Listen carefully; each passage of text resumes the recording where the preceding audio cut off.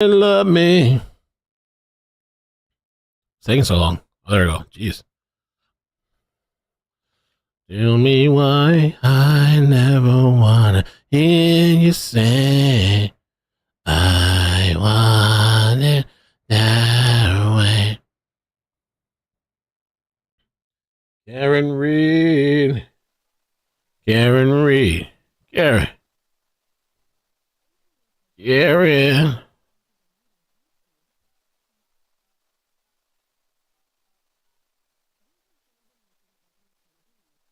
What a night, man. What a night. What a night. But we're here and all right. What's up, Ray Westman? This is the alleged cop killer.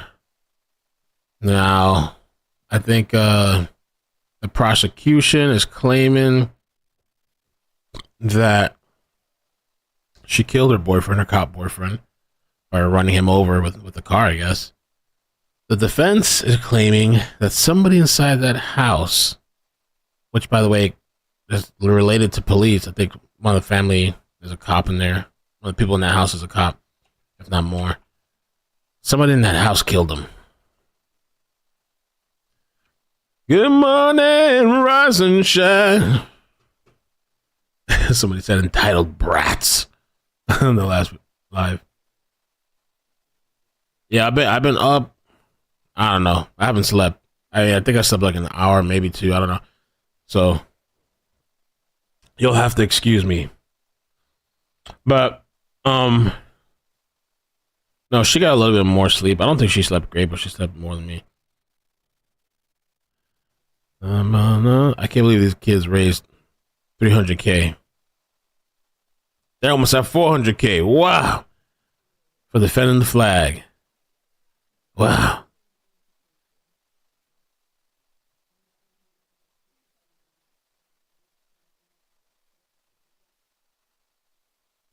Amazing.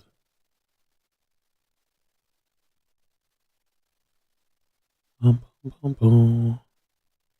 Close all these windows out. Imagine those kids go right back tomorrow. The protesters, like tomorrow, they go back and storm the place.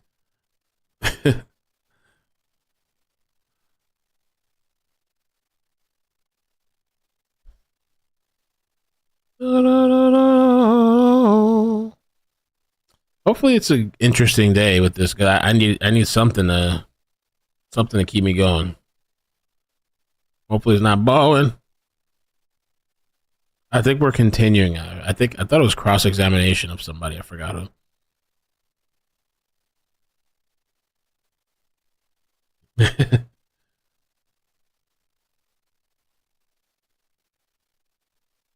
All right.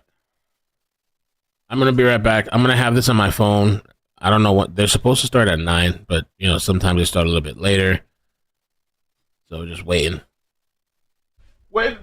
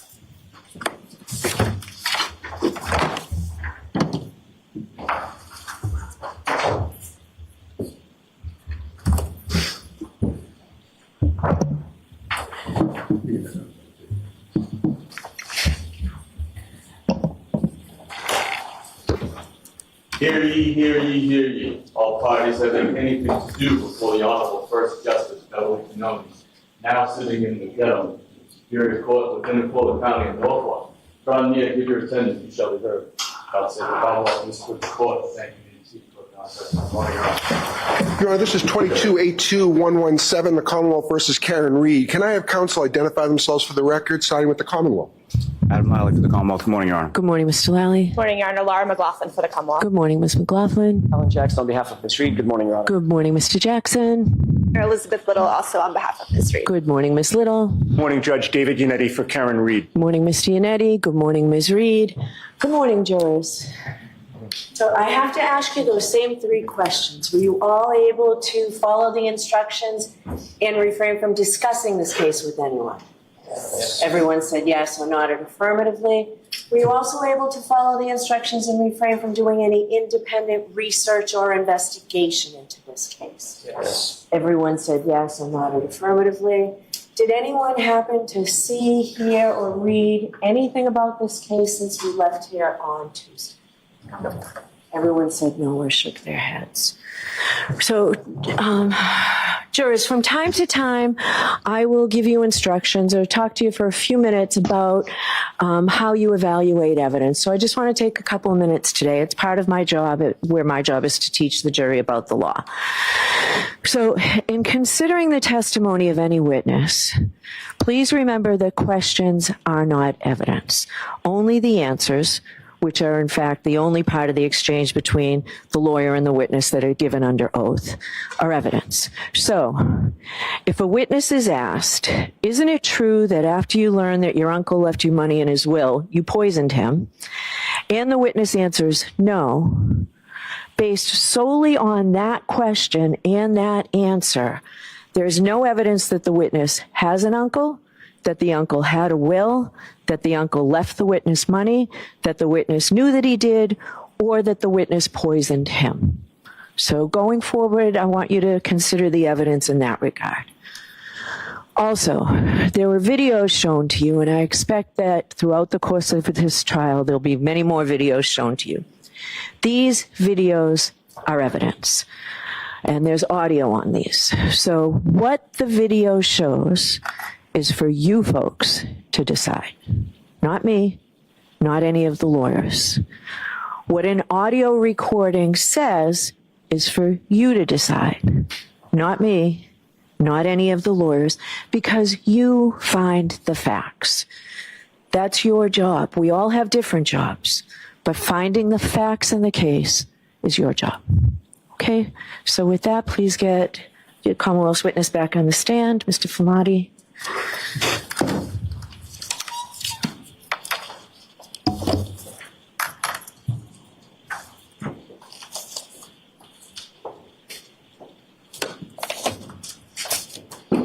Jim? Yes. Swear him in again, please. Thank you. Just watch your step up. I just need you to raise your right hand one more time. Do you solemnly swear the evidence to give the court and jury the case now and hearing to the truth, the whole truth, and nothing but the truth, so help you God? I do. Thank you.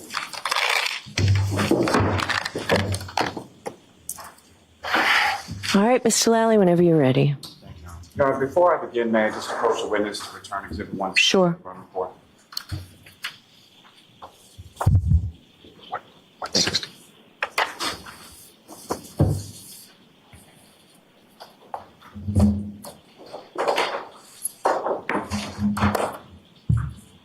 Good morning, sir. Good morning.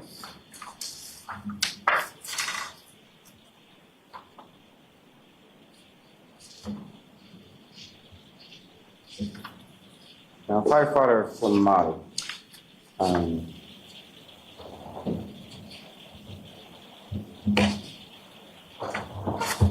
believe when we had left off the other day, you had arrived in the area of 34 Fairview Road. Is that correct? Correct. And when you arrived there, what, if anything, did you do upon your arrival?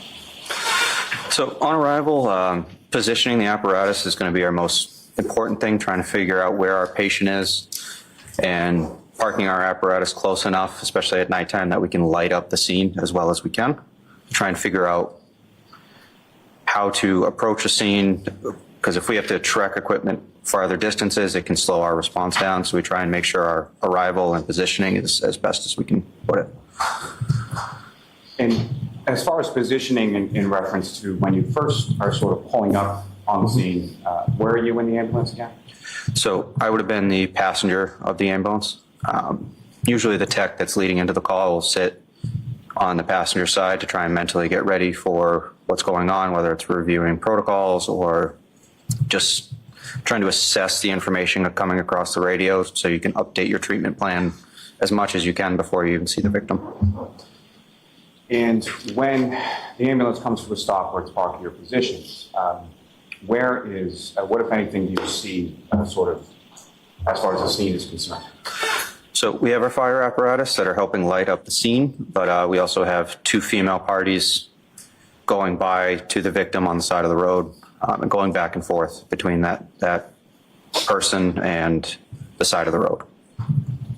And from the position when you first arrive, are you able to see the person on the side of the road? You can see a shape of a person, so we know that's where the patient is, because we reported that there was a party on the side of the road. So seeing a body shape, that clued us that that was where we were headed. In addition to the ambulance that you're in, how many other vehicles are on scene when you get there? When I get there, I believe it is engine 3 and car 5. And beyond sort of the vehicles from your department, what if any other vehicles do you see when you get there? If I remember correctly, it was just a personal vehicle. I don't remember if there's any police cars on scene at that time. And from your orientation when you pull up, where is the body positioned? To your left, to your right, or something else? To my left. And so after the ambulance is positioned, what do you do from there? So then it's going to be bringing all the equipment over to the patient's side to be able to extricate them from that situation, whether it's a house or a street or a road. We assess where they are and then the best tools to get them out into the ambulance to be able to work effectively on the patient. When you proceed over to, now again, at some point subsequent later on, are you able to identify who the person on the ground is? Yes, we will try and get a general idea of the age of the patient, the positioning of the patient, how they were found, and then when we get them into the ambulance, we can start identifying ways to register that patient in the emergency room. So identifiers, whether it's a license or witnesses, or we try and figure out who they are so they can get registered at the hospital. And at some point, were you able to identify who this person was? That's correct. His wallet was in his pocket and we were able to grab his license. And who were you able to identify that as? That was John O'Keefe. And so, with reference to Mr. O'Keefe, when you first observed him on the ground, how far away from the street or the roadway is he at that point? I'd say approximately 10 feet away from the road. And how is he positioned as far as how is his body positioned on the ground? I have to review, but I believe he was supine on his back. And just in general terms, first, when you're responding to a call of this nature, what are some of the protocols or that you were speaking about? What is it that you're seeking to do or assess when you first arrive? So we're trying to determine if it's a cardiac arrest, that whether it's a viable transport or workable arrest. We have certain protocols within the Massachusetts protocols for whether we work the patient or we relieve the patient on scene if it's a police matter, if there's injuries not sustainable with life. So we're trying to make that assessment before we make any decisions. Let me stop you there just for 1 second. You use the term as far as cardiac arrest. Based on your training and experience, what do you understand that term? So cardiac arrest, to the best of my knowledge, is just the cessation of electrical and mechanical activity in the cardiac muscle. So the cardiac muscle pumps blood throughout the body, and when that stops, all life stops after that. Now, in particular reference to the conditions, the weather conditions that you find yourself in, what, if anything else, is sort of on the scale or spectrum in regard to diagnosis of this? So cardiac arrest, depending on where they're found, we try and figure out what led them to be at that point. So we're looking at weather conditions as well. That can also affect viability of resuscitation. So due to the extreme weather, extreme cold, we'll attempt resuscitation on that patient. due to the fact that it'll prolong viability of the arrest or ability to recover from cardiac arrest afterwards. So weather is definitely a key factor in where they are found. And you're familiar with the term based on your training experience called hypothermia? Correct. And so what, if any, sort of relationship does cardiac arrest have? Well, let me ask you this first. What is your understanding of the term hypothermia? Exposure to extreme cold that lowers your core and extremity temperatures down to below 95 degrees, usually. And what, if any, interplay is there between hypothermia and cardiac arrest? So like I said before, it'll prolong how long, it'll preserve the body after arrest. So if somebody's found in like a cold water situation, there's been multiple reports of patients recovering after being drowned in cold water for up to an hour. So viability is definitely improved by the cold weather. As far as viability is concerned, you talk about doing your assessment. What are sort of the steps that go into your assessment? So we're looking at obvious signs of death. So we're looking at exposure of brain matter. We're looking at traumatic injuries, decapitation, things that would basically be non-life sustainable. We're looking at signs of lividity and rigor to basically show us how long the patient has been down for. And the age of a particular patient, what, if any, relationship does that have to your assessment? So it'll show the extent of frailty the patient has. If somebody's an elderly patient, severe cancer patient, their ability to sustain a cardiac event like that is less. So somebody that's younger or middle-aged will have a much better chance of recovery afterwards. But that would really be the only key that we're looking at. And what, if any, observations did you make of Mr. O'Keefe during your assessment of him initially? Just that he was a middle-aged male, and that was all we had.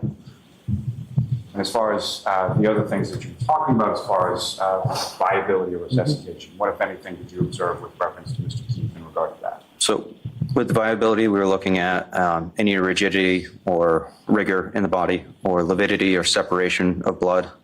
You would have a pooling of blood or bruising, it would look like, at the lower parts of the body, depending on how the person's positioned, basically. If they're supine, you'd have positioning or pooling underneath the body, and then you would have stiffness of the arms, legs, jaw, neck. To be able to move the body, we're looking to, if they don't have those things present, it's another check mark of saying this is viable, we can work this. And specifically as it applies to your assessment of Mr. O'Keefe, what, if anything, do you recall in regard to that initial assessment as far as viability? So his limbs were able to be moved, jaw was able to be moved. The posterior of his body was red, so not the indicative of lividity that we're looking for. So we termed it to be a viable arrest and continue to work. You mentioned as far as sort of gathering your equipment, bringing it over to Mr. O'Keefe, what, if any, equipment did you gather? So equipment initially is going to be our scoop stretcher to be able to pick the patient up, break apart, put it underneath him. We have our first in bag, an airway bag, cardiac monitor. We'll bring all that over to the patient's side to be able to do as much as we can in that situation. But due to the weather, we wanted to get him out of the weather, because that was one of the things that was hurting him at that point, is getting him into the warmer ambulance and beginning the warming process. So get into an area where we can assess the patient thoroughly with good lighting, and to be able to expose the patient, begin the warming process. And when you go over to where Mr. O'Keefe is, about 10 feet off of the roadway, who, if anyone, from your department goes along with you? So I have Matt Kelly with me and Tim Nuttall. I also have Frank Walsh, Katie McLaughlin, and Greg Woodbury, and Captain Robbery.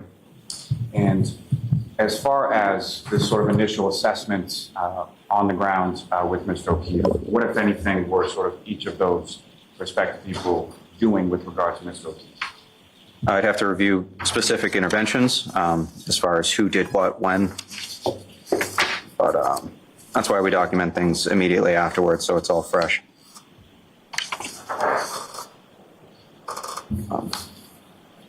So CPR was initiated by me, and ALS assessment as well. So I can go over individual interventions if you'd like, but it's really protocol. And for the record, sir, you're looking at exhibit number 160, and what page of that are you looking at? It says 2 of 5 of my EMS report, but there's also the NFIRS report on the top as well.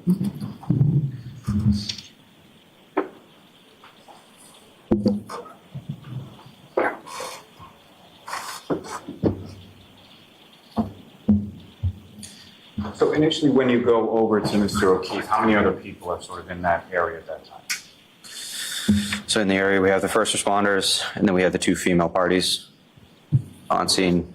Where were the 2 females in relation to Mr. O'Keefe? So as we're approaching the scene, they were kind of in between us and the patient, so we tried to gather as much information as we could from them as we could.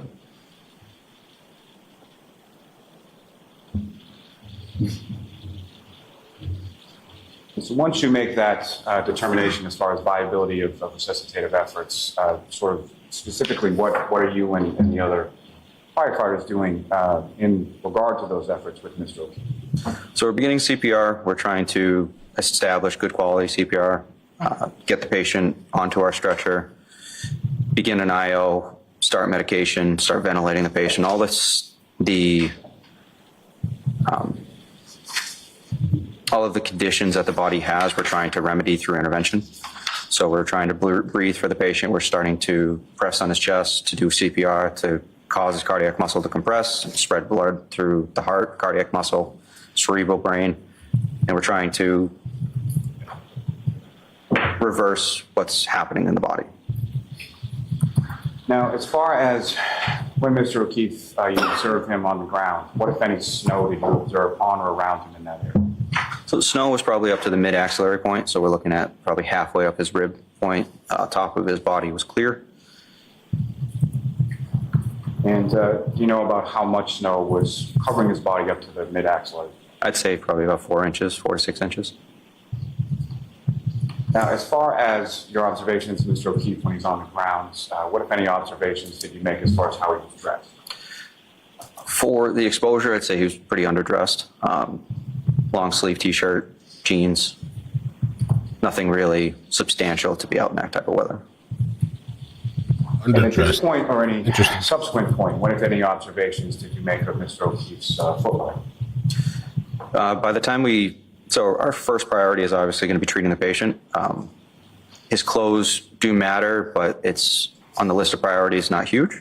So by the time we figured out he was missing one of his shoes, we were already at the hospital at that point.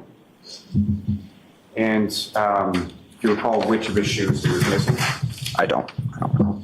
And as far as that missing shoe, was that something that you or any of the other firefighters, paramedics would have needed to have removed on scene pursuant to any sort of treatment?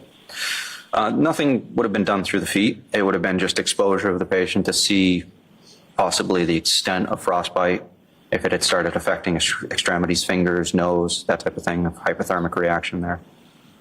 Would that be something that would have been removed by one of you or one of the other firefighters while he was on the ground? If it would have been removed, both of them would have been removed to assess that. It wouldn't do much good to just remove one and leave it there on scene.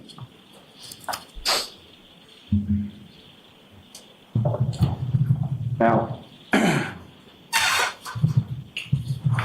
as far as the 2 females that you observed, did they sort of remain in the same position you initially observed them? Did they move around or something else? They kind of cleared a little bit away from the scene. I would say they moved off to the right of the apparatus so we could work on the patient at that time. And what, if any, conversation or what, if anything, did you ask either of those 2? So how the patient was found and what brought them to that situation is critical. So we're trying to figure out as much information, past medical history that we can of the patient. So we're trying to find somebody who has knowledge of the event. So as we approach the scene, begin to talk to one of the females. What is going on? Why are they there? What happened? And you say you're speaking to one of the 2 females, is that correct? That's correct. You see any of those females in the courtroom today? That's correct. Miss Reed. Could you just identify as to whether Ms. Reed is seated or an article of clothing? Right there. I can just ask the record reflect identification. Okay. With regard to one of the two females that you were talking to, was that Ms. Reed or was that somebody else? That was Miss Reed.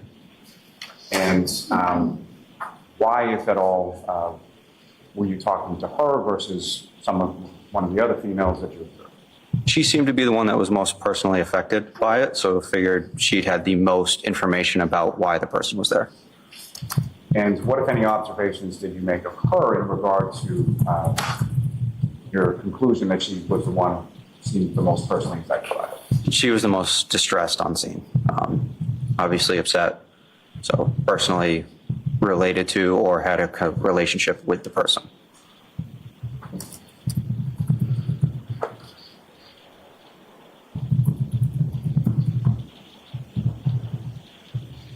Before we get to the conversations, what, if anything, did you observe Ms. Reed or any of the females doing with reference to Mr. O'Keefe's body when you first started to come up to this? So I would characterize it as an attempted resuscitation. She was attempting to do CPR, but due to the erratic behavior, she was running back and forth between the other female on scene and the body, back and forth, trying to press on his chest, wake him up, talk to him, just to no avail. And as far as your conversation with Ms. Reed, what, if any, questions did you ask in regard to the demographics or anything else? So do you have any information of who this is? How are they here? Tried to get any type of information we could from her at that time, but with no luck. When you say with no luck, what, if anything, what, if any, response did you receive from Ms. Reed in regards to your question? So the only response that I was personally given was just, I hit him. Oh my God, I hit him. Oh. And Oh. when she's saying, I hit him, oh my God, I hit him, how loudly is she saying that? So she was within 2 feet of me, but very loud. Any type of follow-up questioning, did you hit him with your hand? Did you kick him? What happened? She just repeated the phrase over and over again, I hit him. Oh. It's not good for Karen Reed. Uh-oh. And just to be clear, where does this conversation occur? This was as we're bringing equipment over to the patient. The interventions are going to be started basically by whoever gets over to the scene first. I'm trying to gather information as a lead paramedic to try and coordinate interventions and therapy to kind of holistically be the team leader in that situation and treat and transport the patient. So it was on approach to the patient, probably halfway between the ambulance and the patient. And with regard to that treatment of Mr. O'Keefe, I think you referenced it earlier being within your report.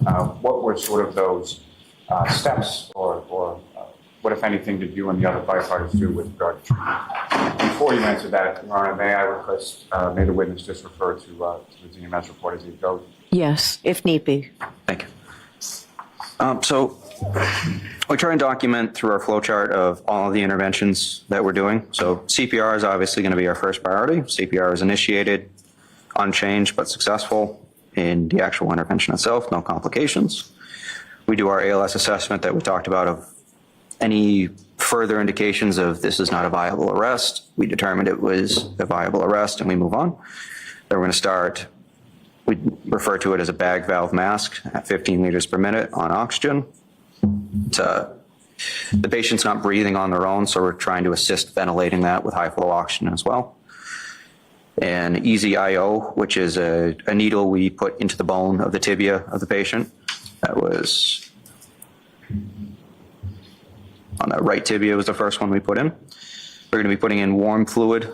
We have a warmer in the back to be able to bring up the core temperature. Then we start with epinephrine, 1 milligram through that IO. If I could just stop you there for 1 second. When you say as far as IO and put it into the leg, how is that sort of inserted into the leg? So we have two different methods we can do.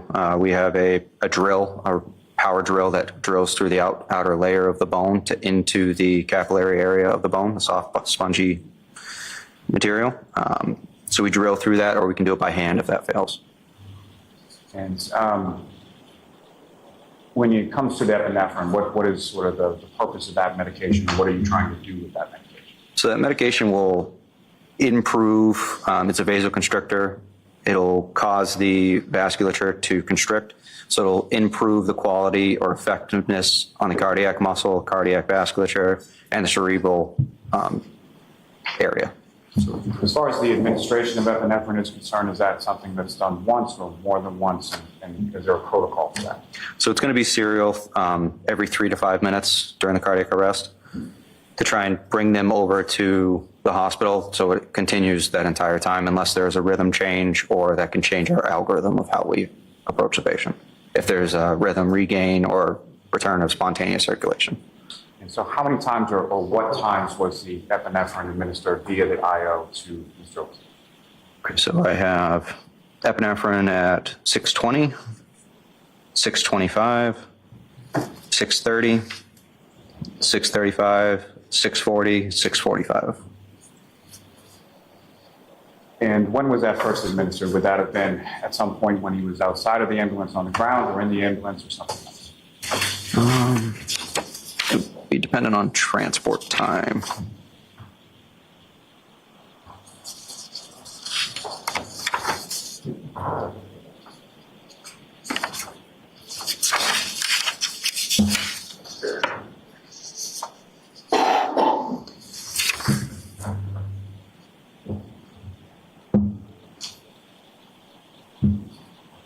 So we're at patient side at 6:15, transport 6:27. So best estimation would have been inside the ambulance at that point. I'm sorry I interrupted you before, but after sort of the introduction of the epinephrine, what if anything, did you and the other firefighters? After the first round? Yeah. So first round of epinephrine. After that, we would drop in what's called an OPA. That would be to push the tongue out of the way, open up the airway to improve our bag valve mass so it has an open way to get the oxygen into the lungs. We begin external warming, stripping the patient, getting the heat turned up in the back of the ambulance. We would then switch over from manual CPR done by hand to a mechanical CPR device to ensure adequate, consistent CPR compressions of the chest. It was a Lucas device. Put that on the patient. And then we continue with another round of epi. Patient's starting to warm up this time, so we would do suction at that point to try and suction fluid out of the airway to improve ventilation efforts. Another round of epi is done. We have another suction, this time through a deep suction via the endotracheal tube. Sorry, at 6:22, after warming, we intubated the patient. We have a 7.5 tube paced at 27 centimeters, and then verified through various means, through chest rise, auscultation, waveform, and tidal CO2. So we had complications listed as patient vomiting, aspirating. Suction was then done with a rigid tip suction device. After successful intubation, we then suctioned via French tube through the airway established. Jump back up to 6:31. Another IO line was established on the opposite tibia on the left side. And then another 3 rounds of epi and then arrival at the hospital. What was the arrival time at the hospital?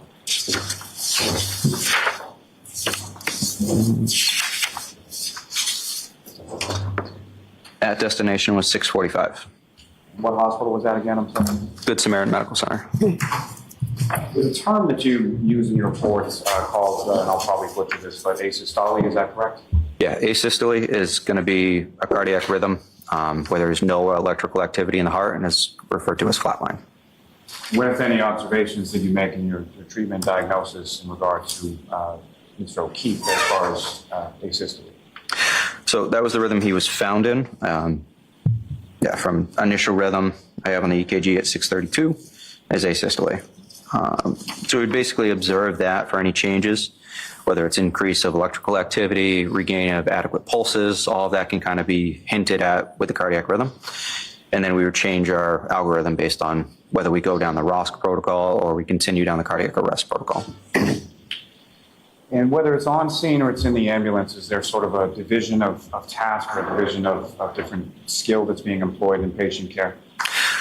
So patient care will have to do with level of training and also proximity on the patient.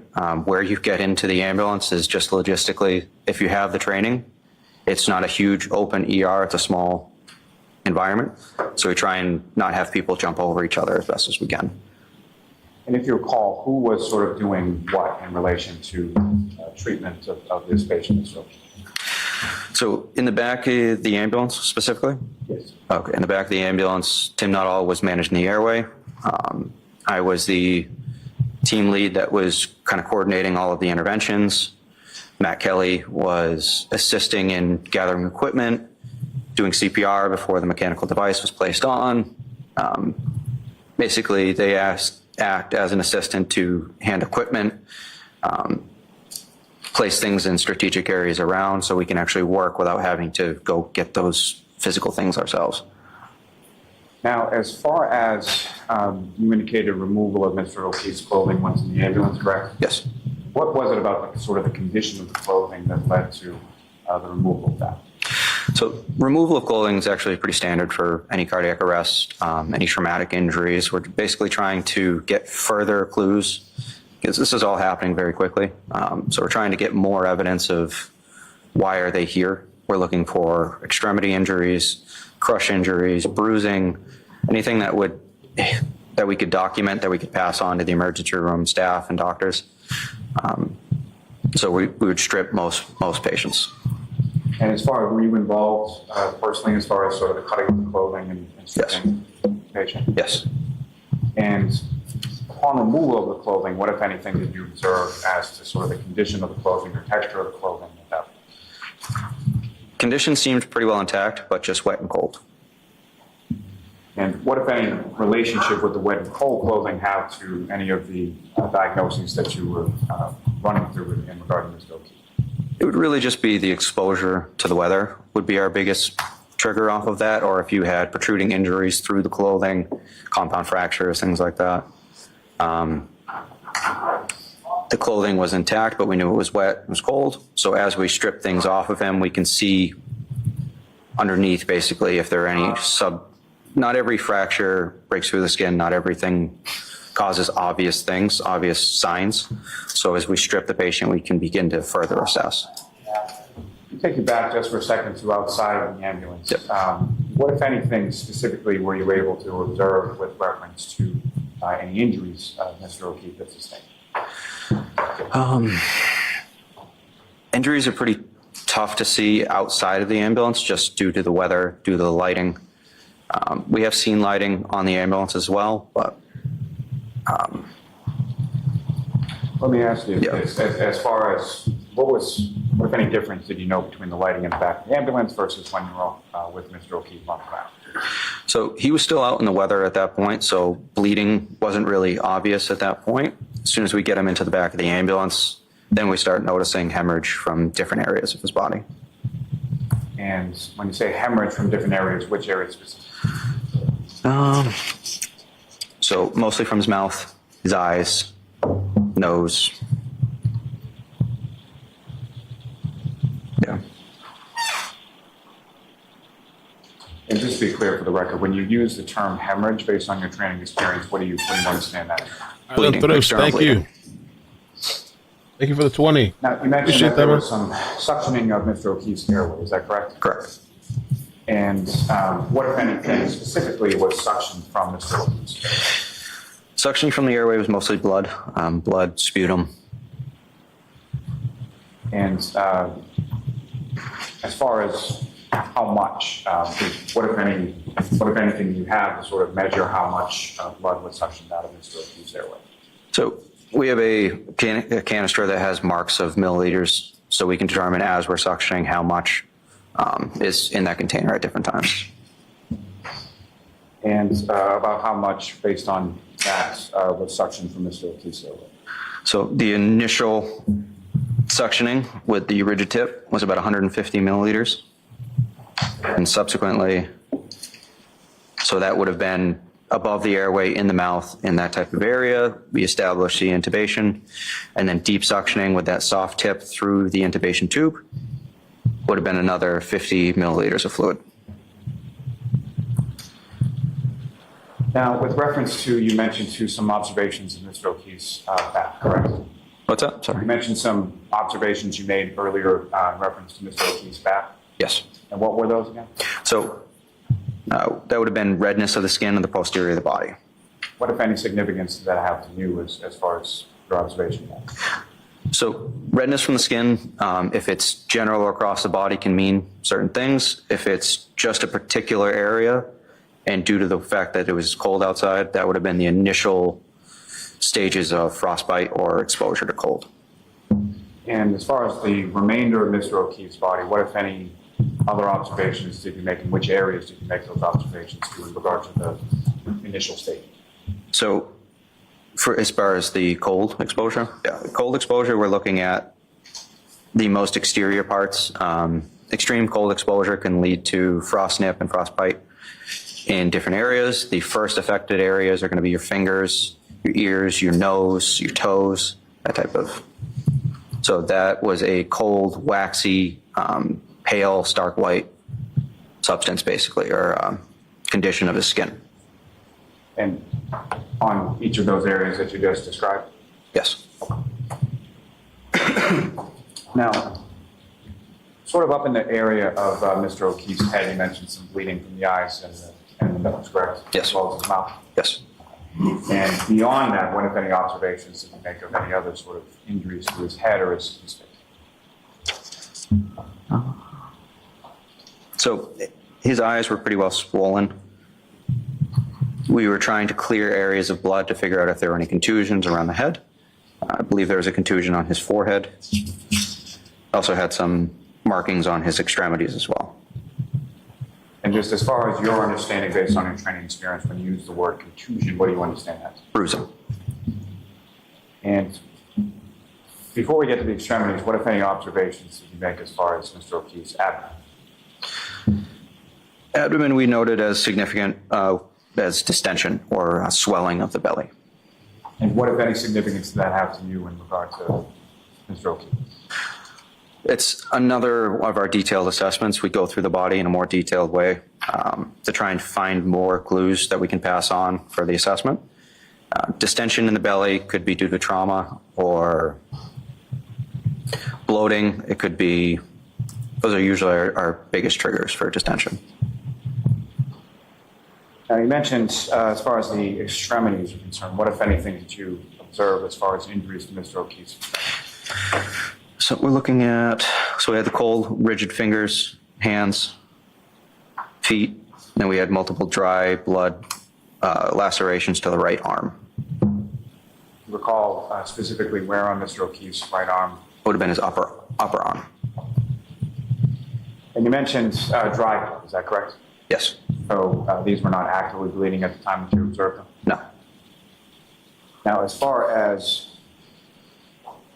being dry blood versus actively bleeding, what, if anything, does that indicate to you as far as sort of timing? So we had active bleeding from other areas in the body. So the fact that it had already stopped and clotted, I would assume that would have been several hours before the incident that led him to be there, but I would guess earlier in the evening.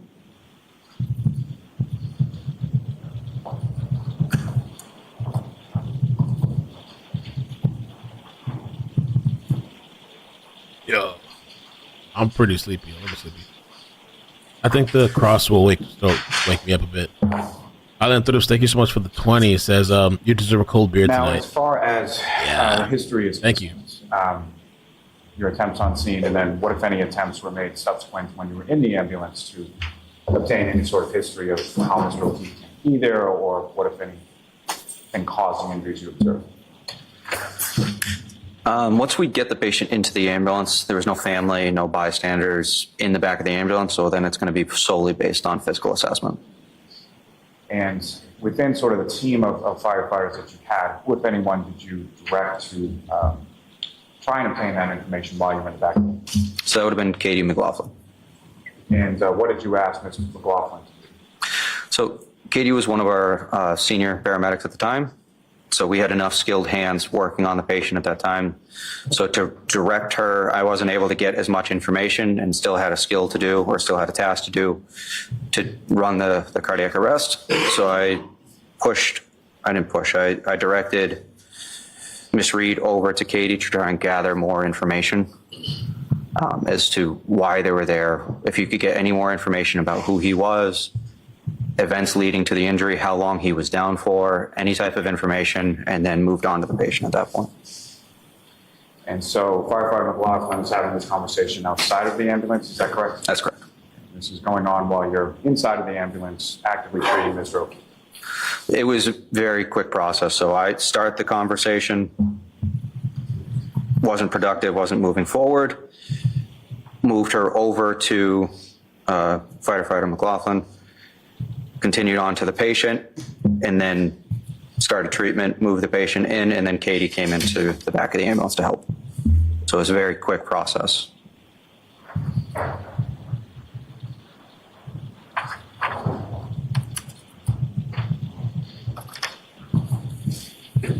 Now, as far as Mr. O'Keefe's eyes were concerned, what, if any, observations further did you make as far as Mr. O'Keefe's eyes? So both eyes were swollen and bleeding. What, if any, observations were you able to make of his pupils? I'm sorry, what? Pupils? Pupils. So I've documented as 4 millimeters and non-reactive. What, if any, significance is those observations as far as the 4 millimeters non-reactive? So we're looking for equality between the two. So signs of bleeding can be demonstrated by unequal pupils, or if they were restricted, could lead us to believe it was as a result of an opioid interaction. But we're looking at whether they react to light as well. If there's brain activity, if there's still something causing the body to react, you'll have some type of pupillary response. So we shine light, there were no response, so it was fixed and at 4 millimeters. Now, at some point, you leave the scene en route to Good Samaritan, is that correct? That's correct. And who is continuing treatment of Mr. O'Keefe in the back of the ambulance during transport? So back of the ambulance and transport would have been Firefighter Kelly, Firefighter Nuttall, and myself. And who, if anyone, was driving the ambulance between Fairview and Good Samaritan? So that'll be determined by basically just positioning on the engine. So the step driver for that position would then drive as the detailed person over to the ambulance, and that was Firefighter McLaughlin. Now, during the transport from Fairview to Good Samaritan, what, if anything, are you and the other firefighters in the back of the ambulance doing as far as continuing treatment of Mr. O'Keefe? So we started transport at 6:27. So between 6:27 and 6:45, treatments included epinephrine, additional suctioning, managing the airway, placing another intraosseous line, and then 3 additional rounds of epinephrine while the mechanical CPR is continuing CPR. And during the course of the transport, what, if any, changes in Mr. O'Keefe's status as far as the cardiac arrest or the breathing occurred during the transport? No changes. Now, that time that it took to get from Fairview to Good Samaritan, is that sort of a typical transport time? Not normally. Due to the weather, it was pretty slow driving. Even though the ambulance was a smaller vehicle than the engine, slow transport compared to normal. And during the course of the transport, what, if any, communication are you having with Good Samaritan in regard to Mr. O'Keefe and his eventual arrival there? Every medical that goes on, we try to give the hospital staff a heads up, basically, of what's coming in. We'll have different alerts that we would give them, whether it's a cardiac arrest, a stroke, a STEMI, to have the certain appropriate teams come in and be ready, whether it's a trauma alert. There's different specialties within the hospital that'll treat those different particular cases. So we call them 5 to 10 minutes prior to give that team time to get down into the emergency room to get ready to work. When you arrive at Good Samaritan, with anyone were you met by and sort of what happened with regard to Mr. O'Keefe at that point? So we're continuing interventions from the ambulance through the bay into their cold room.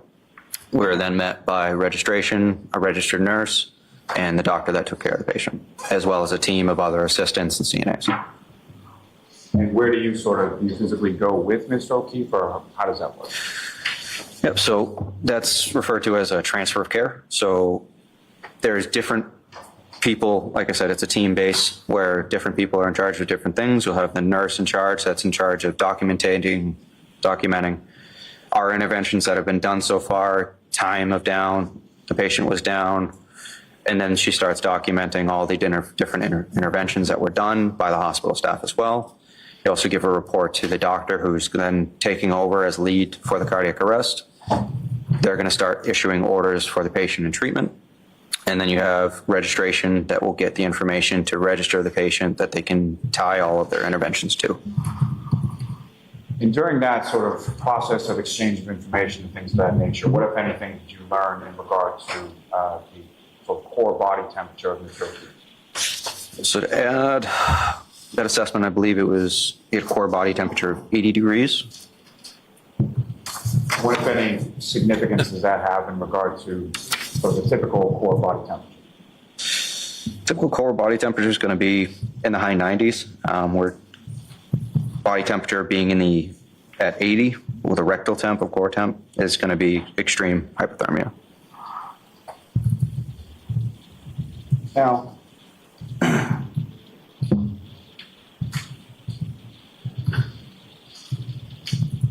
you're at Good Samaritan for a certain amount of time, correct, before you cleared? Correct. And at that point in time, while you were at Good Samaritan, that initial time, what, if anything, did you learn as far as Mr. O'Keefe's status or what had happened? So as we talked about before with the hypothermia and the extreme cold, they're going to work that for an extended period of time. Most cardiac arrests, I will try and hang out by the patient or in the area. As new staff come through, different things are found. The doctors and nurses might have follow-up questions. So I try to stay available as an asset that they can bounce those questions off, at least for 10 or 15 minutes afterwards, to make sure the whole process is completely transferred from all the interested parties. And during that course of time, what, if anything, did you learn as sort of the eventual status of Mr. O'Keefe? We didn't learn anything while we were at the hospital. We then cleared the hospital, returned back to quarters to decon the ambulance and to replenish all the equipment that we had used, get back in service, and move on with the shift. At some point during the course of the shift, did you have occasion to go back to Good Samaritan? Me personally, no. It would have been for an additional medical call if there was any calls for service afterwards. Did you recall whether or not you went back to Good Samaritan for any additional medical calls or anything of that nature? I don't recall.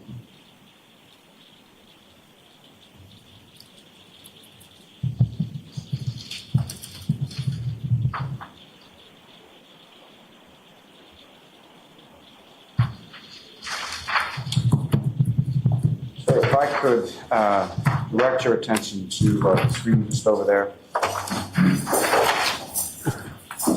Ms. Gilman, if I could please have exhibit number 9.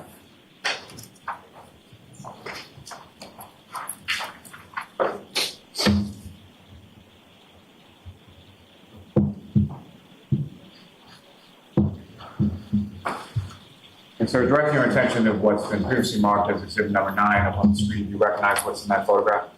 The house. Is that the house that you responded to? Is that correct? Correct. And Ms. Gilman, if I could have exhibit number.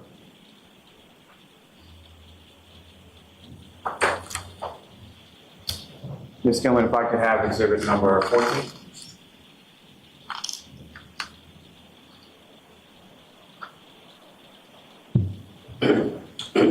Again, sir, what's up on the screen? Do you recognize what that is? I see blood, snow, general area, not sure. And lastly, Ms. Gilman, if I could have exhibit number 18. Oh.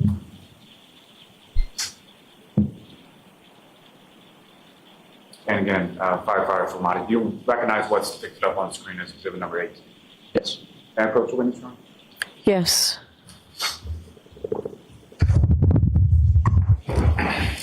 Very much. So, sir, I'm going to hand you a laser pointer. Basically, just press on this button here and move this direction on the screen.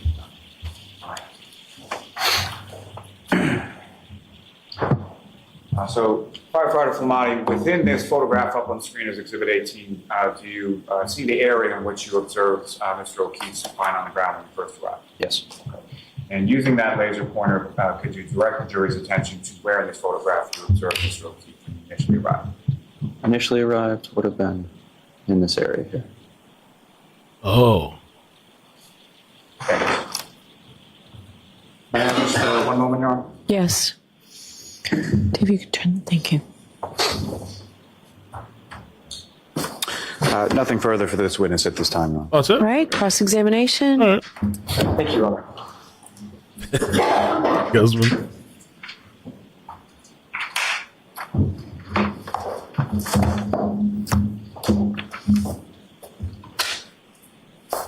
Good morning. Good morning.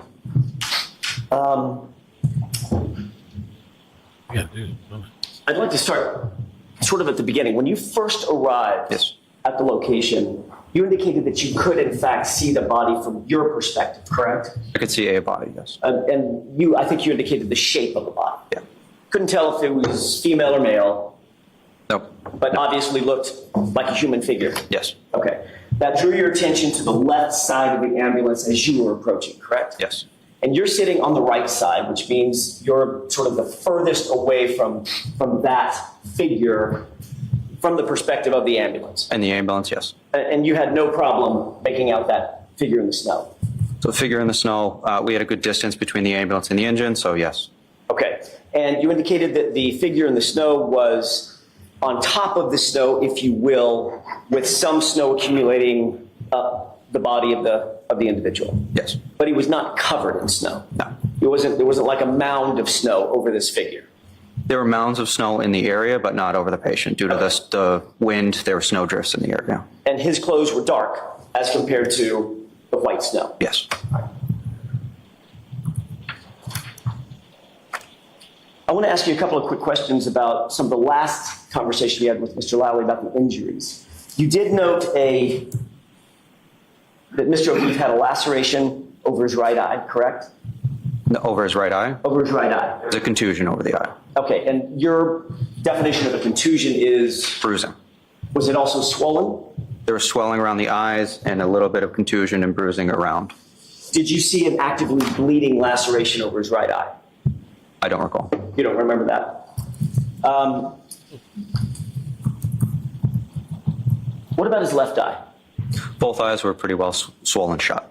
What about not from the nostrils, but on the skin on the nose? Did you note a laceration or multiple lacerations on the nose? So due to the bleeding that was coming from the orifices, trying to clean the area and find exactly where it's from is sometimes difficult, so we can just say it was bleeding in that area. Okay, so you can't define, as you sit here, you don't remember if it was bleeding from the nostril or from a laceration on the nose? I believe it was the nostrils. Okay. Are you saying that there was no laceration on the skin of the nose, or you just don't recall it? On the top of the nose, no, I don't know. I'm sorry. On the top of the nose, I don't recall. You don't recall. Okay.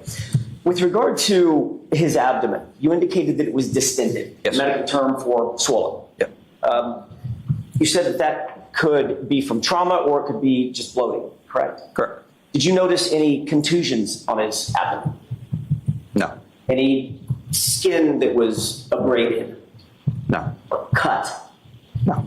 So there was no bruising, no contusion, but there was a distension, correct? Yes. So there was no visible trauma to the abdomen. Visible trauma doesn't really matter to internal trauma. It's not always indicative one way or the other. So my question was, did you see any visible trauma on his abdomen? No. Okay. But you did note that it was bloated. That it was distended, yeah. Okay.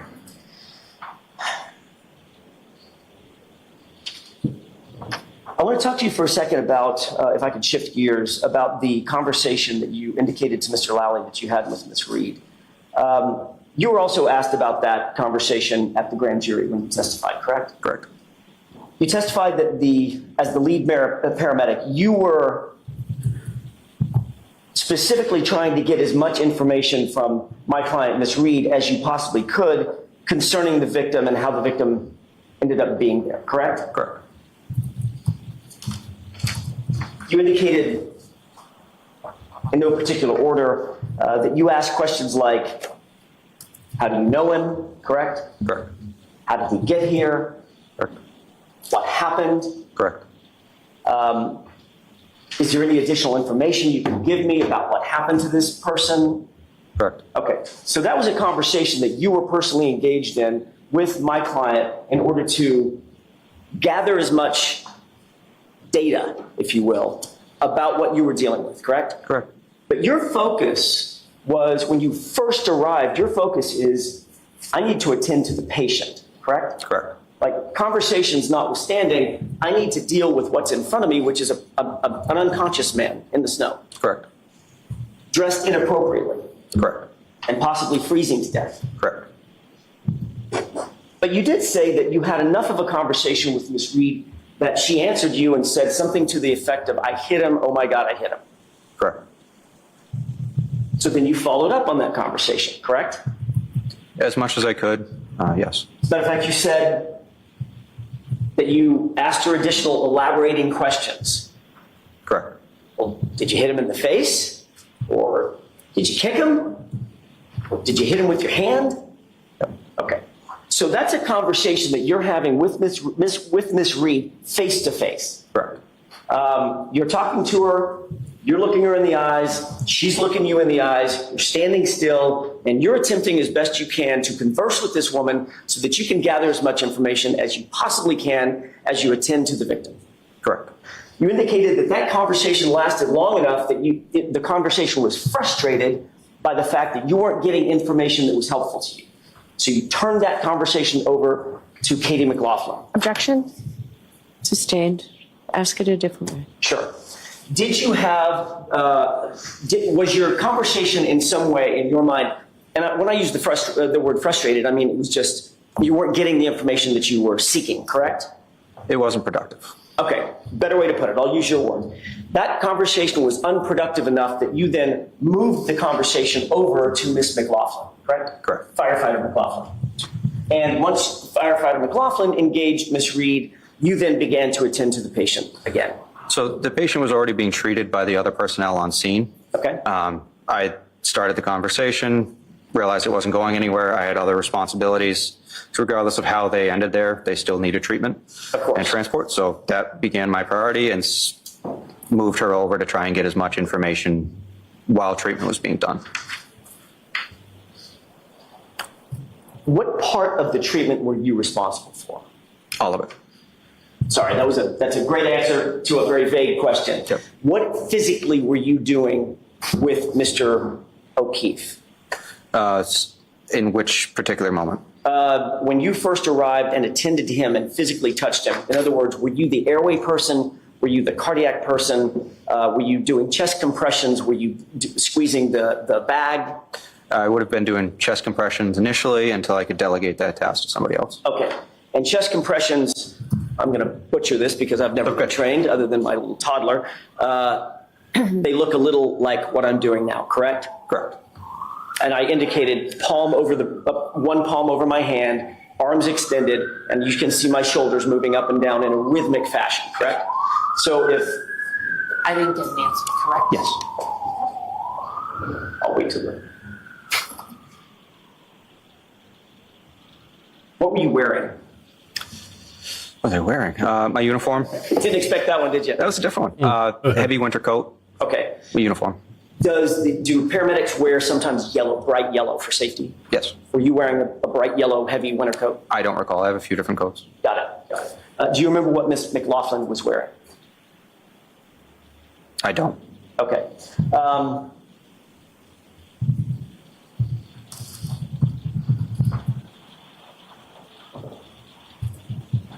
That conversation that you had with Ms. Reed at the scene. That had to have lasted, I'm not guessing it was very long, but it had to have lasted a minute At most, yeah. at most. Once you finished your conversation with Ms. Reed, did you then start attending specifically to the chest impressions and the high-level CPR that we've heard so much about from your colleague? Yes. As you're doing the CPR on the scene, that high-level CPR, high-quality CPR, was Mr. O'Keefe then moved to the scoop, which would then facilitate getting him on a gurney? Correct. That gurney was then moved between a couple of patrol cars, cruisers, and into the ambulance, correct? Correct. Once you were in the ambulance, the first priority is to get this person warm. Is that right? First priority is always going to be CPR. The secondary would be getting them warmed up. Okay. So obviously, when you got into the ambulance, you would shut the doors. Correct. There's a heater on in the ambulance. Yes. You never came back out of that ambulance after you got Mr. O'Keefe into the ambulance, did you? No. Okay. And you were in there with firefighter Nuttall at the time? Nuttall and Kelly. And firefighter McLaughlin was outside the ambulance doing whatever she was doing. Correct. Okay. Initially, and then she came in afterwards to Obviously. assist. Yeah. And did I hear you correctly, when firefighter McLaughlin got in the ambulance, she took over the driving responsibilities? So there's two different compartments. They're not connected. There's a little window between the two areas. So she assisted with interventions in the back. And then after we had established everything we needed to on scene to begin transport, she then got out and then started driving. Got it. Thank you. I'd like to play, first I'd like to have marked, I think it's already been marked, Exhibit 379. It's a video, a snippet of a video. It's probably 3 minutes long. It's not that long. I'd like to play that portion of the video for you. And when it's done, Firefighter Nuttall, not Firefighter Nuttall, sorry, I'm looking at the wrong notes, Firefighter Flamati, which is not that easy to say. Did a great job. I'm going to ask you to show me exactly where on the video, if you can, that you had this conversation With the laser pointer? with my client. Yes, you can use the laser pointer as you wish. This is just to orient you, if I may, Your Honor. The top, this, let me see if I can do this. There we go. The top is a dash cam from one cruiser. So I'm gonna see counsel at sidebar for a second, please. What's wrong with the judge? She always seemed like frustrated with the defense. Always got like a little attitude and shit. And I forgot what day it was when we were watching. She just like huffing and puffing in the mic. I guess she didn't realize. Like, what's going on? But yeah, I think the defense has actually been doing pretty damn good. I'm not really, I'm not knowledgeable on this case at all. I just know the very basic details. People have been studying this case for like, I guess over a year maybe, or more. And so I'm kind of coming at it with like a fresh jury type, perspective maybe. I think the whole thing, I thought somebody said in the chat earlier, the whole thing where somebody's like, they came on scene and she said, he hit me.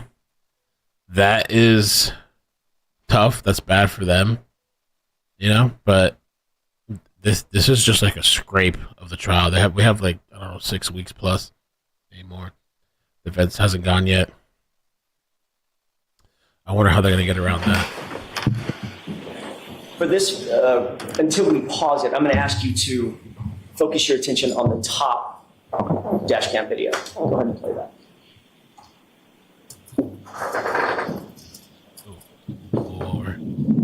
Can you pause it? This is a little. Actually, I need to see counsel at sidebar again.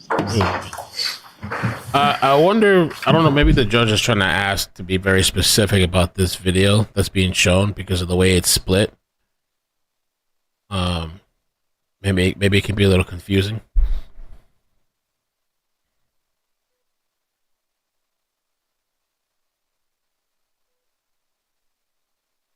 I'm not sure.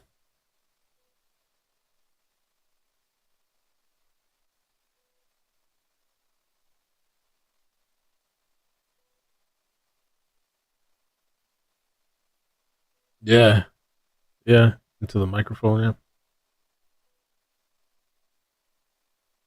Well, the weird thing about his injuries, I think it was to his head, like the right side of his head and his arm, I think, and that was it. There was like no lower body injury because the prosecution, their theory is she ran him over with the car in front of the house.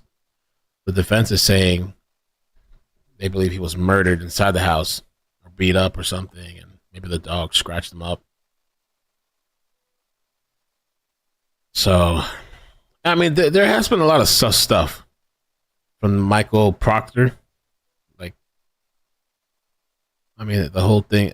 Even one of the people in the house supposedly did a Google search. How long does it take to die in cold weather, or to die in the cold, or something like that? So that's kind of like, and supposedly, I don't know if it's true. There's so much contention with it, but like supposedly before he died, somebody in the house, Jennifer McCabe, I think, supposedly had searched how long does it take to die in the cold. But that's a big thing if that's true. You know, like,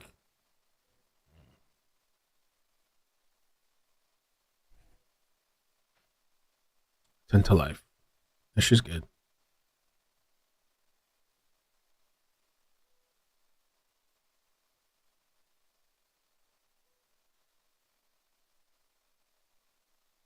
Yeah, I think some people don't realize they do. I think I do that sometimes too. The sighing thing, but I don't think I'm doing it in a negative way. Because I've had people, what's wrong? And I was like, nothing. But maybe subconsciously, maybe I am doing it. I don't know. You know.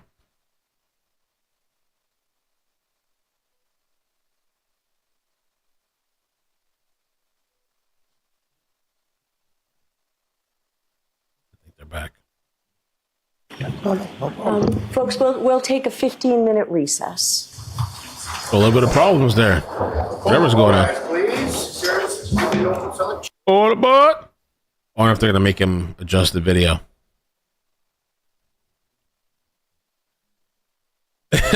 Donnie.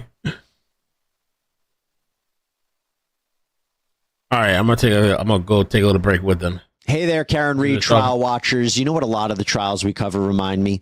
It's that you gotta be careful who you surround yourself with. There's crazy people out there. Into your life. What happened last night? No, I mean, it's a scary thing to think about. Well, that's why I'm so thrilled to talk to you about the sponsor of this week's Law and Crime Trial stream, truthfinder.com. Honestly, with our content, I really can't think of a better service that can provide actual safety for you guys. Why do I say that? I say that because Truthfinder is one of the largest public records search services in the United States. Their whole goal is to help people like you learn about the people in their lives. And here's how it works. You go on their website, truthfinder.com, and you type in a name. For instance, your new neighbor. Let's say your new neighbor is me, Jesse Weber. Make it easy. You type in my name, and within minutes and a paid subscription purchase, you can access unlimited reports that could include information like phone numbers, location history, criminal and traffic records, including possible arrests and criminal convictions. Goes without saying, but I don't have any of those. Truthfinder has been partnering with Law and Crime for a while now. We actually use it to research some of the cases that we've been covering. But in general, it can help provide peace of mind when you do these unlimited public records searches. Also, you know what's really useful? From within that report, you can search an address to see registered sex offenders that may live in that area too. That's the point. Unless you use Truthfinder, you may never know the reality about the people around you. Also, Truthfinder is just an incredible resource to use when reconnecting with people like long lost friends, family members you haven't spoken to in a while. You can use Truthfinder to help track down these people's information. It's just a great tool. Now, here's the kicker. Right now, you can get 50% off of your first month of confidential background reports. Just go to truthfinder.com/LC Live.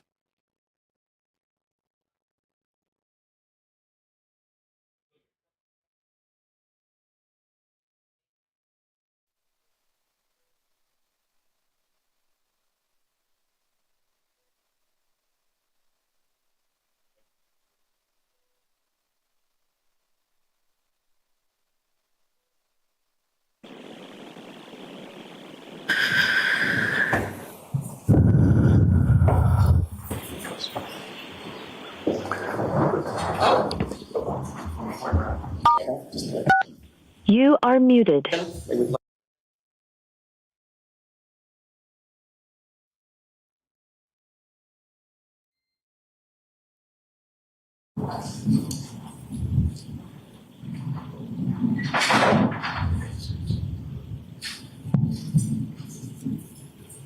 What's the session?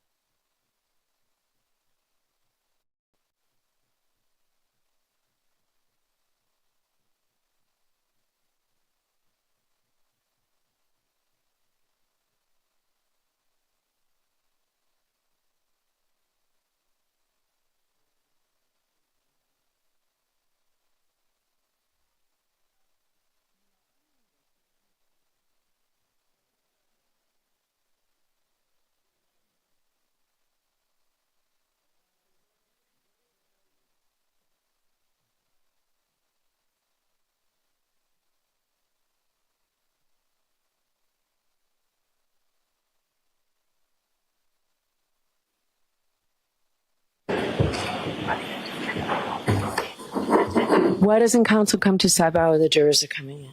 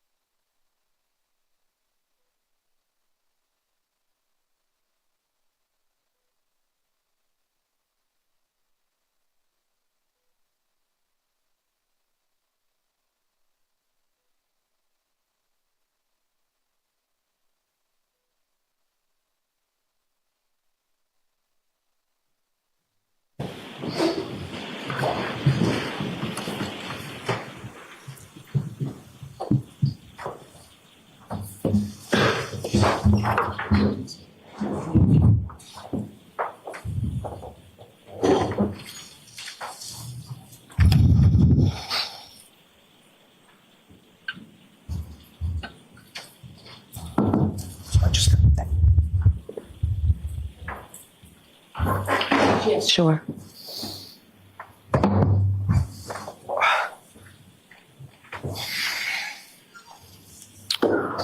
Okay.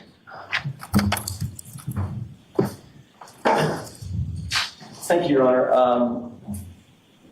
Firefighter Flamati, I want to draw your attention to the top video, and I may pause it and ask you a couple of questions. Let's go ahead.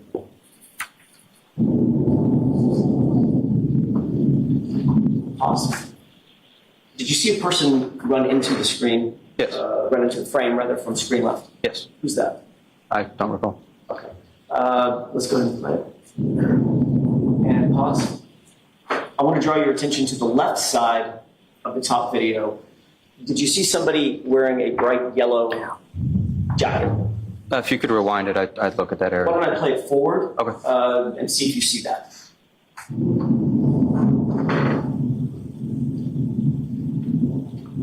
Yes. Pause. And do you recognize that person?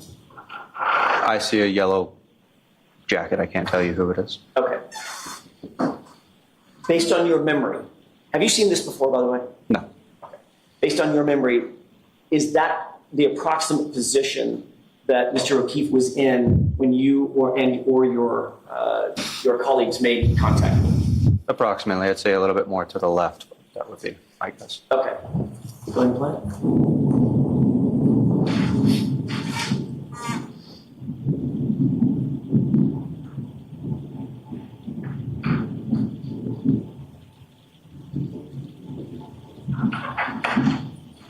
Go ahead, pause it. You see the person enter from screen left into the frame.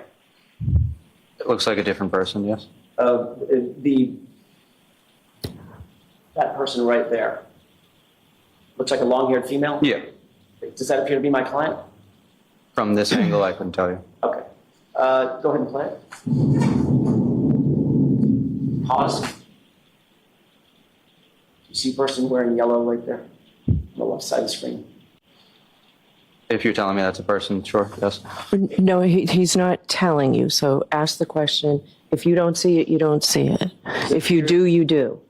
I can't tell what that shape is. Okay, can you take a look, keep your eyes focused on that and tell me if you see that figure doing anything? Go ahead. Pause it. Okay, do you recognize that figure now? I can't recognize the figure, but it looks like an up and down rhythmic motion Okay. that would indicate CPR. Would that be you? I couldn't tell you. Is the time accurate? There's 6:13. I'm just asking you what you recognize on the video. I couldn't tell you if that was myself or not. Was there somebody else doing CPR? Multiple people rotate through CPR, so yes. Who is responsible for doing the chest compressions? Whoever's closest to that area, we're all trained for that skill. Okay, I'm asking in this particular case, Yes. I know everybody's trained. Didn't you testify earlier that you were the one doing the chest compressions? I said I was one of them, yes. Okay. Does that appear to be you doing the chest compressions? It could be, I'm not sure. Okay, let's go and play. Okay, stop it. Do you see the person basically in the middle of the screen there? Yes, Does that appear to be my client? Can you tell? I can tell. Go ahead and play it.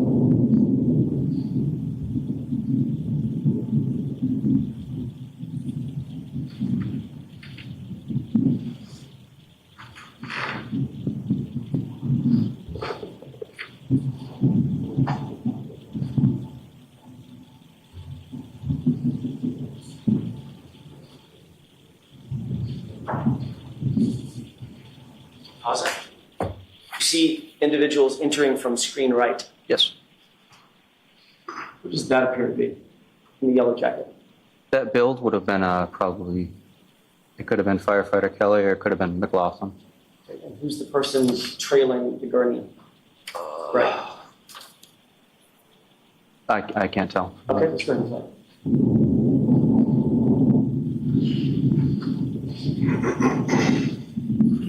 Go ahead and pause it. The person in the hood just obscured that figure. Did you see that figure standing on the other side of the person in the hood?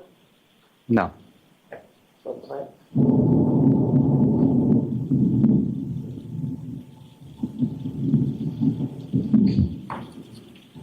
Pause it. The activity that's going on just to the sort of left side of the SUV in the frame, can you describe for the jurors what that activity is? So that would be lowering the stretcher to get ready to load the patient on. Okay. Go ahead and play it. And now pause it. Now, this person now appears to be facing the camera. Do you now recognize that person? I don't. Go ahead.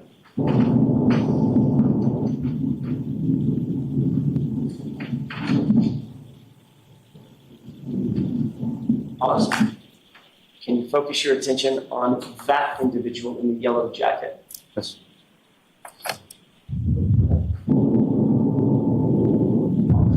What does that person seem to be doing? CPR.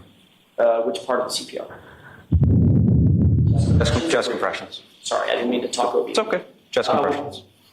I want to make sure that Nancy can get down what we're both saying. So which part of the CPR? Chest compressions. Thank you. Is that you? I don't know. Okay. At this point, you have no idea whether or not you don't remember whether you were the one doing chest compressions when he was moved from the ground to the gurney? I don't recall.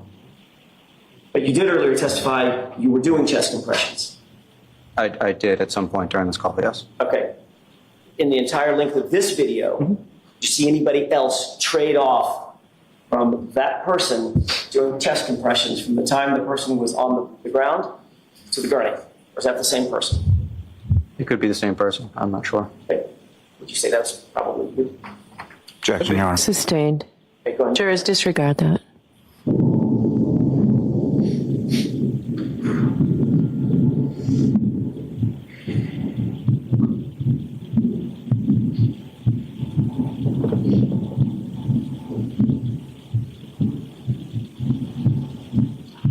Pause it.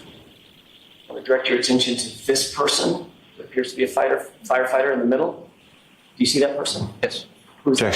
The objection sustained. I'll see counsel at sidebar.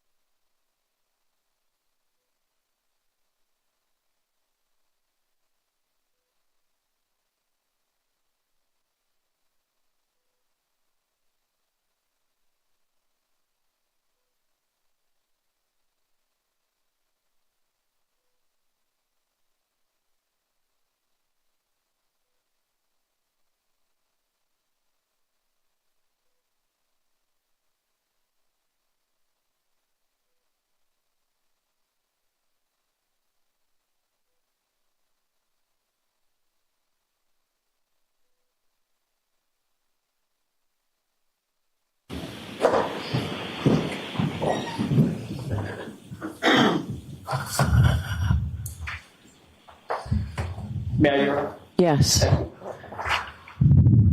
Take a look at the person or the yellow in the middle of the screen. Do you recognize that? As a fire jacket and build, I would guess it was either firefighter Kelly or So we don't want you to guess. my best estimation would be firefighter McLaughlin. Firefighter McLaughlin? Yes. Okay, let's go to the play. Pause. Recognize the person in the yellow jacket to the right of who you just described as firefighter McLaughlin. No. What is that person doing apparently? My guess would be, Not even an estimate. Do you know? I don't know. Next question. Go ahead and play. Okay. Awesome. At that point, did you join your colleagues in placing Mr. O'Keefe in the ambulance? Yes. Okay. Based on that, did that appear to be you following the gurney in the yellow jacket over to the ambulance? Yes. Okay. And who is the lead firefighter? When I say lead, I mean the one to the right, leading the gurney on the front side of the gurney. I'm not sure. Okay. One of your colleagues, though. Yes. What did you do once you left the frame? Where did you go? That would have been into the ambulance. And as you earlier indicated, shut the doors, correct? Correct. Okay. And you never came back out? No. Okay. I'd like to draw your attention to the lower video. Okay. And we're just going to let that play for a couple of minutes and see if you recognize anything. I'll ask you to pause it in just a second.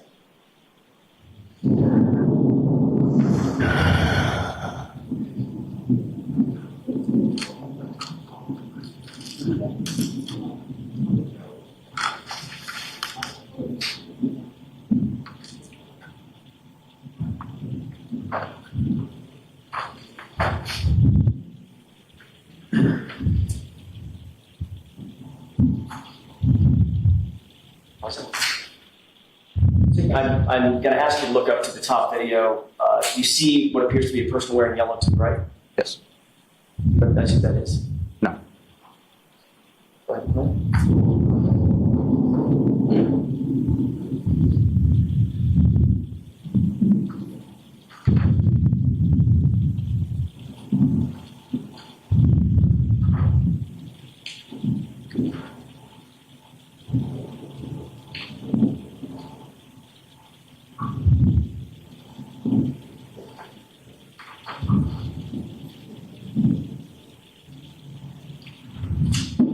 Awesome. Looking at the lower video, do you see what appears to be a vehicle in the middle of the screen? Yes. What is that? That is an ambulance. Does that appear to be the ambulance that you arrived in? Yes. And that's the ambulance that you took Mr. O'Keefe to? Yes. The doors are closed? Yes. Are you in the ambulance at this point? I'm not sure. Well, if this was, let me just ask it a different way. If this was running continuously. Yeah. No pauses. You've already taken Mr. O'Keefe to the ambulance. Would you have gotten in the ambulance? I don't recall. Well, I mean, you're not standing outside the ambulance. So if you know the answer. I don't know. Next question. You have no idea whether you're in the ambulance or not at this point. At this point, no. Okay. Would you have gone anyplace else when you left the frame? Could have been to gather equipment, but for certain, I don't know.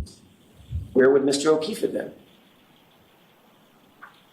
Been in the ambulance? Again, don't know for certain. Could have been or was in the ambulance? At this time, I don't know. Okay. Let's go to the phone.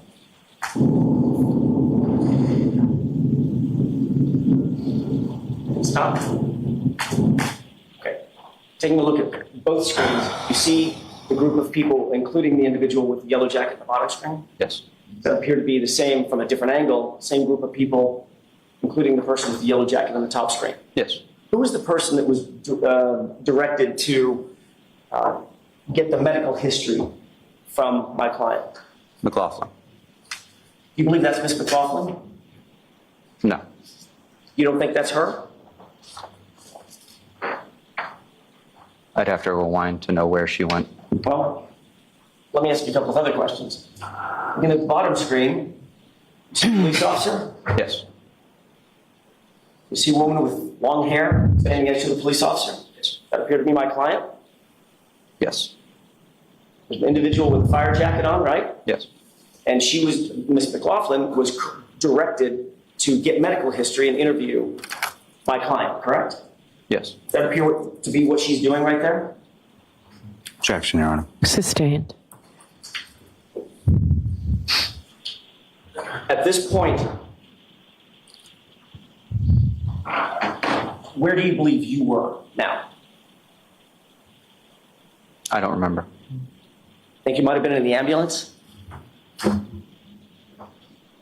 I don't remember. You testified earlier, and this has been a continuously running video on the top, testified earlier that when you left the screen with that gurney, you got in the ambulance, correct? We headed that way, yes. So firefighter Flamati, it's not a trick question. Where did you go when you left the screen? It would have been to either gather equipment or to put the patient in the ambulance. Okay, when did what equipment did you need to gather? It would have been anything that was left by the patient's side, whether it was a first-in bag, airway bag, any other equipment, basically. You were doing chest compressions. I didn't state that. You didn't say that? I said I did chest compressions at some point. I didn't say I did them continuously throughout the call. So you just put John O'Keefe in the back of the ambulance and went to look for some equipment? Not what I said. So chest compressions were done continually throughout, whether they were done by me or by another provider, I can't tell you specifically. So when you left the screen and John O'Keefe is on the gurney, you're engaged in vital, life-saving, a vital life-saving endeavor, correct? Yes. That had to have been your focus, correct? That was at the time, yes. And you wanted to get him out of the cold, the weather, Yes. because it was inclement, it was freezing out, correct? Yes. So you wanted to put him in the ambulance, right? And you wanted to continue CPR because in your words, you testified on direct examination, you believed that there might be some viability left. Yes. So CPR and life-saving measures were absolutely vital at that point. Yes. You didn't go find equipment, you got in the ambulance, didn't you? Yes. So at this point, you're in the ambulance, correct? At this point, I don't know. You indicated you never got back out of the ambulance after you got in, correct? I don't believe so, no.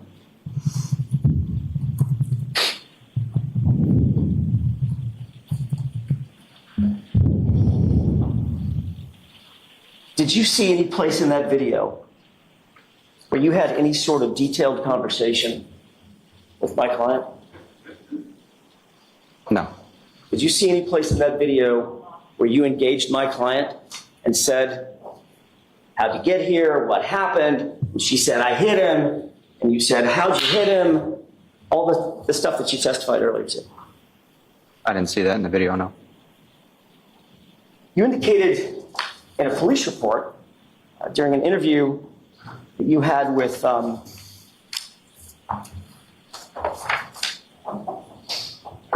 Yuri Butnik on February 8th.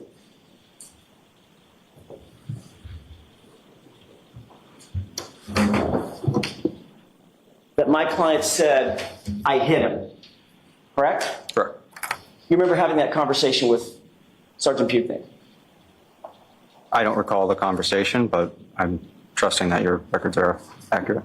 Is it true that during that conversation, you indicated to Sergeant Butnik that, quote, Katie spoke with Karen Reed. Katie is Katie who? McLaughlin. Katie spoke with Karen Reed, collecting medical history for the victim, and was also told by Karen that the last time she saw the victim was at 1 a.m. that morning. That is when Anthony, who's Anthony? Would have been myself.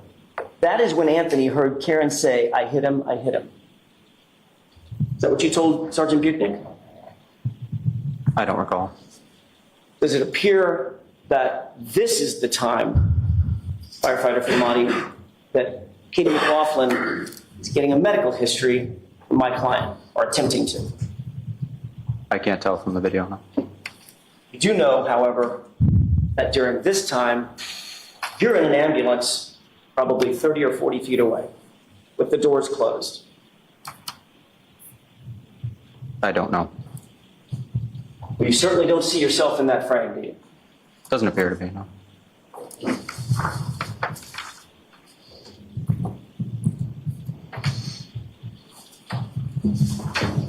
Good. If we're done with the videos, can we take it down, please? Of course. Yes, I think we are finished. Thank you, Your Honor. You were the lead firefighter on that team that night, correct? Lead paramedic. Lead paramedic, thank you. You understood, obviously, the gravity of hearing a statement like, I hit him, some sort of an explanation about what may have happened to the victim, correct? Correct. That statement could potentially have direct relationship to, or a direct relational impact on how life-saving measures are done by the medical personnel that you turn the victim over to. Correct. You testified at the grand jury that you wanted, once you got to the hospital, you wanted to be as quote-unquote helpful as possible when you handed over the patient, correct? Correct. You said you actually stayed at Good Samaritan for an additional 10 to 20 minutes, which is your habit in cases like this, because you wanted to be quote-unquote an asset to the medical intervention team, correct? Correct. That team includes the doctors and nurses that were trying to provide life-saving services to Mr. O'Keefe. Correct.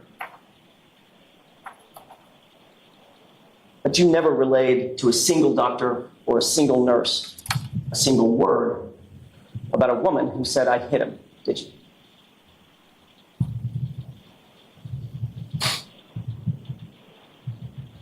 So documentation for us ends at transfer of patient care. As far as my memory, I do remember relaying that information to the doctors and nurses. You do? Yes. Have you ever testified about that ever previous to this? Never been asked about that. Oh, nobody ever asked you, so you didn't tell anybody?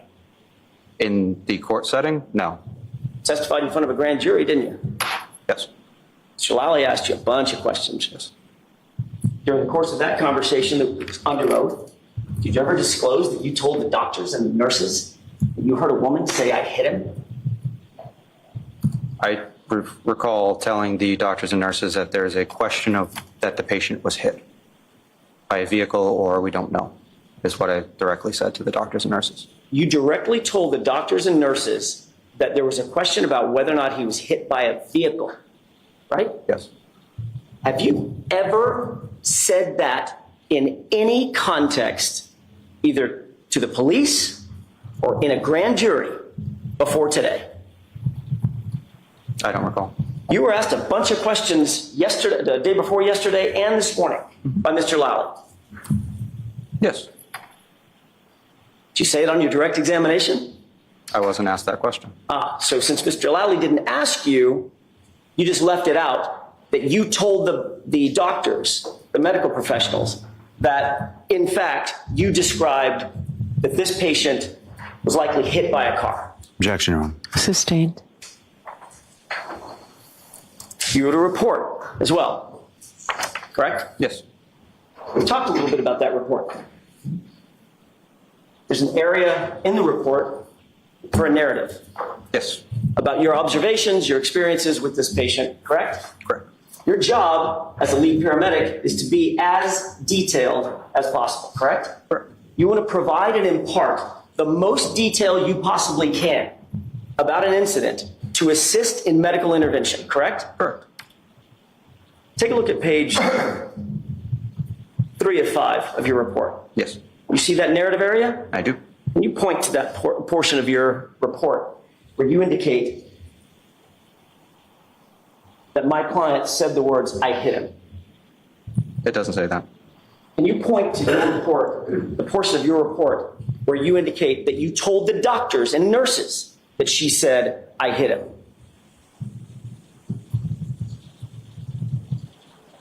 Doesn't say that. Can you point to that portion of your report where you indicate that your concern for the patient was that he had been hit by a car?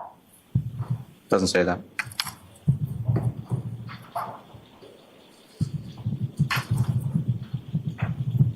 You indicated on direct examination that you were, quote unquote, looking for anything that we could pass on to the emergency room that would assist. Yes.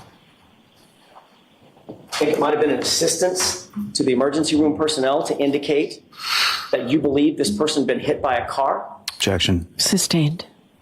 Do you believe that that would have been an important piece of information to pass on to the emergency room assistants. Objection. I'll let him have that. Thanks. It would have been important, yes. And it's nowhere in your reports, correct? It's not in the reports, no. You didn't tell that to the police when you were interviewed 8 days later. I was not asked about how or what I was. My question is, Yes. did you tell the police 8 days later, or 9 days later when you were interviewed? And you didn't tell the grand jury that, correct? No, And you didn't mention that on direct examination in front of these jurors, did you? no. I have a moment, Your Honor. Yes. That's all I have, Your Honor. Thank you. Hey, Mr. Lally?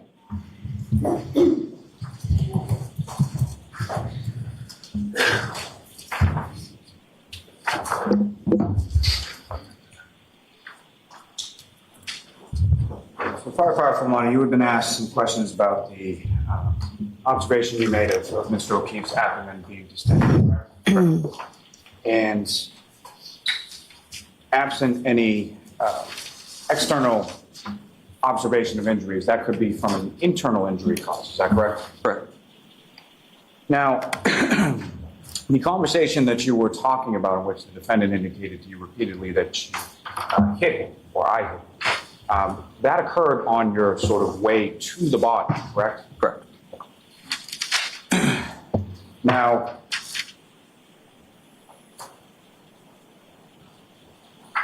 turning back to sort of when you're coming to the scene and arriving at the scene, you've got a call or dispatch in regard to an unresponsive male in the snow, correct? So you know that going there, correct? Correct.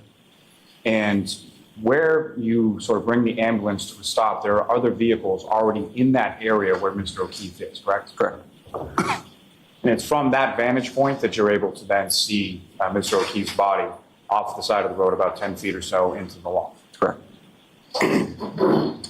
Now, when it comes to chest compressions, your department, any department, as far as sort of the medical field that you're in, is there any sort of policy or protocol for how long one person should be doing those at a time? So recommendation is always 2 minutes, but it's usually based on the fatigue of the provider. But really the most important thing is just quality of CPR and making sure that they have the best CPR throughout, regardless of fatigue. So it's not recommended that one person do continuous chest compressions for 15 or 20 minutes, correct? It's actually recommended not. And so that would be sort of, when you have that many sort of assets with you on scene, would it be typical for somebody to continue on with chest compressions for that long period of time? Those videos that you were showing up on the screen, have you ever seen either of those videos before? No. So you have no idea as far as the times, whether they're accurate, correct? No clue. And whether the videos are synchronous, you have no idea about that either, correct? No.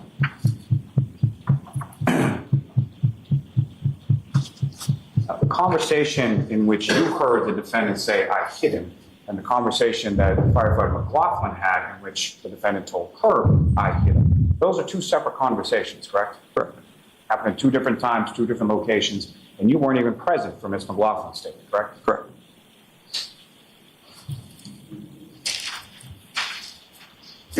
And you did, when you were interviewed by the trooper and when you testified before the grand jury, you indicated in both instances that the defendant said to you, "I hit him," repeatedly, correct? Correct. Now, when you were asked questions about what you relayed to the hospital staff, that what you're testifying to, that's your memory of what you told the hospital, correct? Correct. And you indicated in that you had said something to the effect of, there's a question about whether or not Mr. O'Keefe had been hit by a car, correct? Correct. And so from your conversations with the defendants and the sort of expounding questions that you had asked for clarification, why was it that you related motor vehicle sort of specifically as a question to the hospital staff?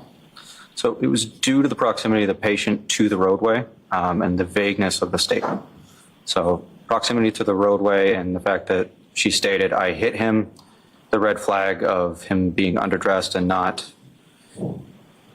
people don't just lie down in the snow in a blizzard. So how he got there we're not sure, so we're trying to figure out what happened, but due to the proximity of the roadway, that was our first inclination. I have nothing further. All right, you, May I, Your Honor? a couple of questions.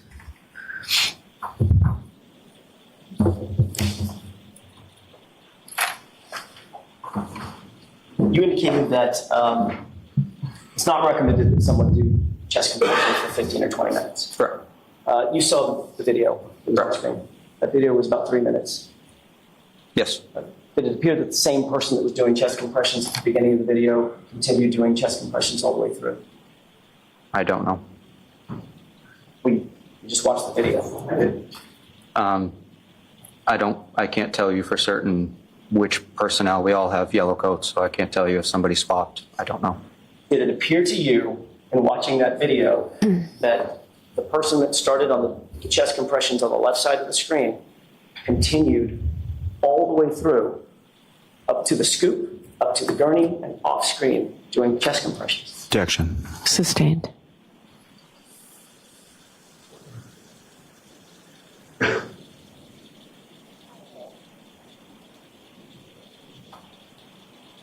You indicated that when you heard this phrase, "I hit him," that your response was, did you hit him with your hand, right?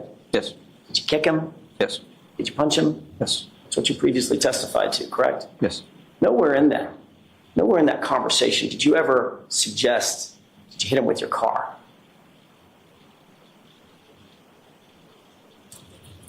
I don't recall if I asked her specifically about that.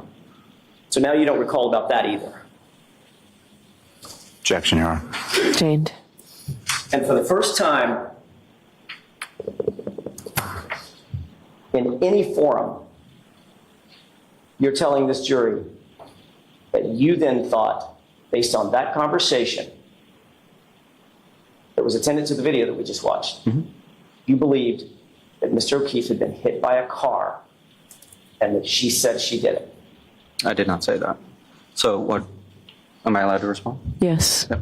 So I left it open-ended to the staff of the hospital that these are both possibilities of what happened to the patient. And of course, if you had said that to the staff of the hospital, the staff of the hospital would certainly have put it in some of the medical reports, correct? They don't have to. It's really up to them. And you're aware that none of those have that statement? I'm not aware. All set? All right, you are all set, firefighter Flamati, or paramedic Flamati, thank you. Who is your next witness, Mr. Lally? Yes, Your Honor. The Commonwealth will call Mr. Matthew Kelly. Okay.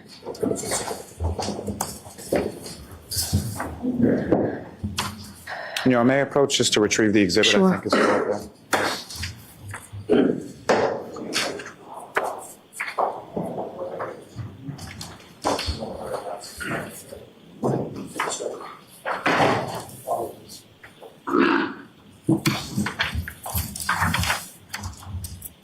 Step up there, just watch your step forward. You solemnly swear the evidence you give the court and jury in the case now and hearing true the truth, the whole truth, and nothing but the truth, so help you God. I do.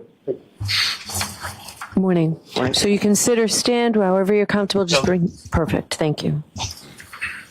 All right, Back to Mr. Brandon. Lally, whenever you're ready. Thank you, Your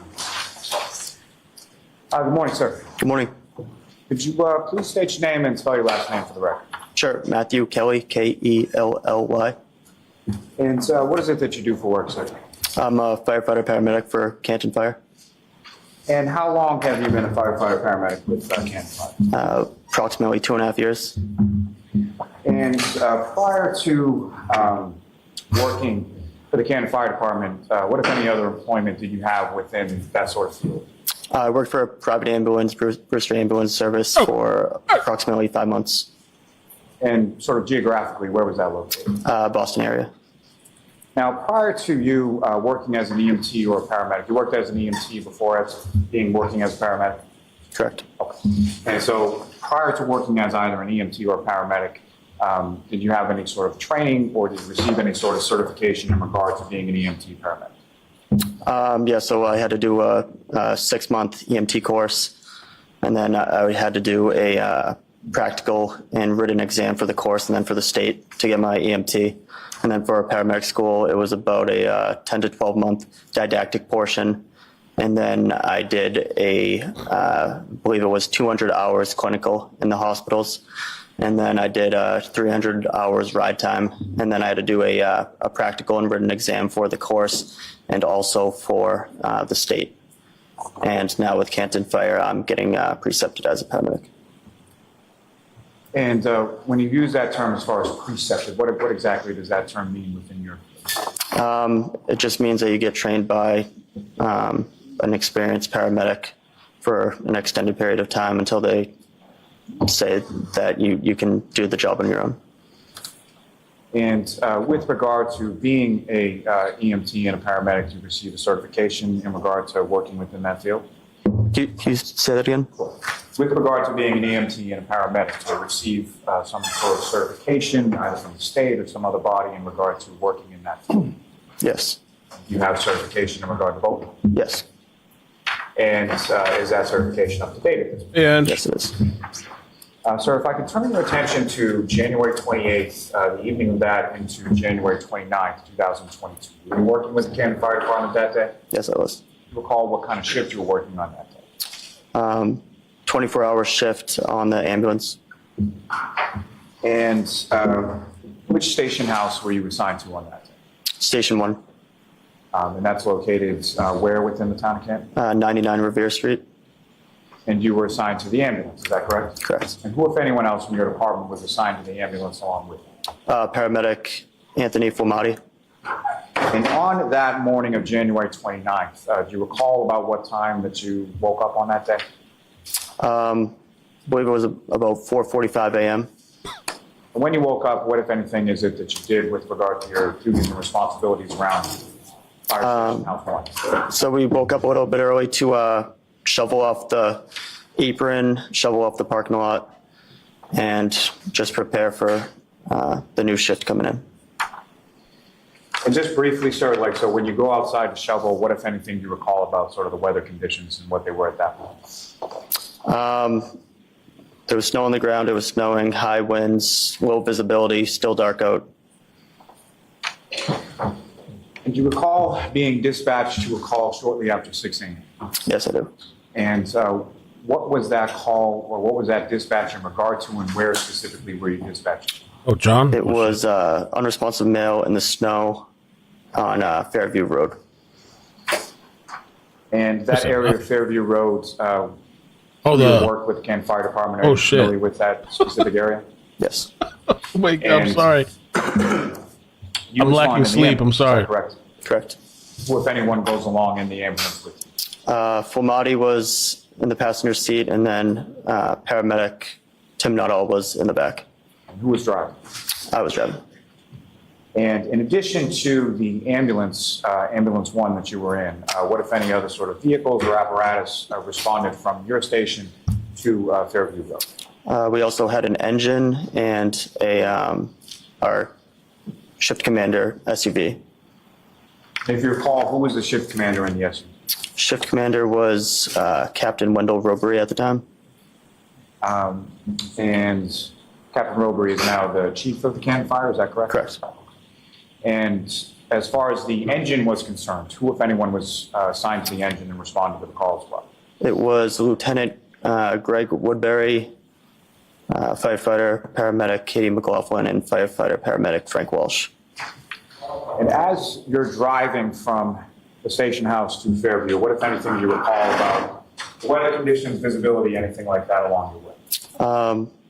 Just heavy snow and wind, real low visibility, good amount of snow on the ground, so I was just trying to take it slow so we didn't spin out or drift or anything like that.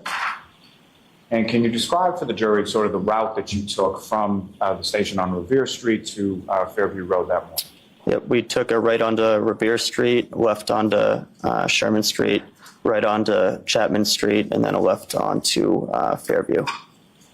And as you're driving down Fairview, what, if anything, can you tell the jury about sort of the elevation of that roadway as you go from Chapman down to where you stopped? It was a pretty steep, long road downhill. It was probably downhill for half of the way through Fairview. And because of that, I was just trying to go real slow, so we didn't drift down the hill.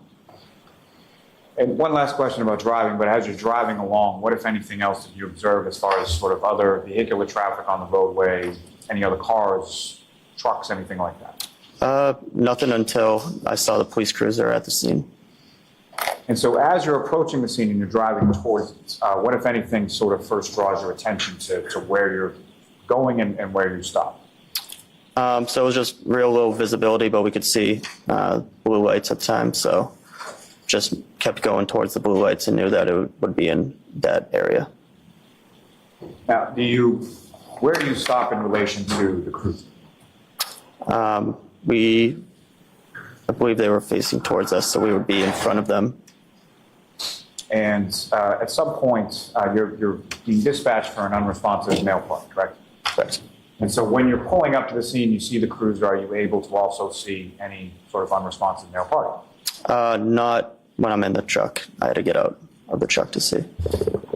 And when was it and how far away from it were you at the first time that you observed the unresponsive male? Once I got out of the truck, I was probably had to be about like 5 feet away until I could see the victim. And at this time when you're arriving, sometime shortly after 6 a.m., is it light out, dark out, or something? It's dark. And just so we can stop saying unresponsive male, at some point you identified who the patient was that you eventually treated and transported? Okay. Who did you identify him? Mr. O'Keefe. The John O'Keefe, is that correct? Correct. So you get out of the vehicle. You all get out at the same time, is that correct?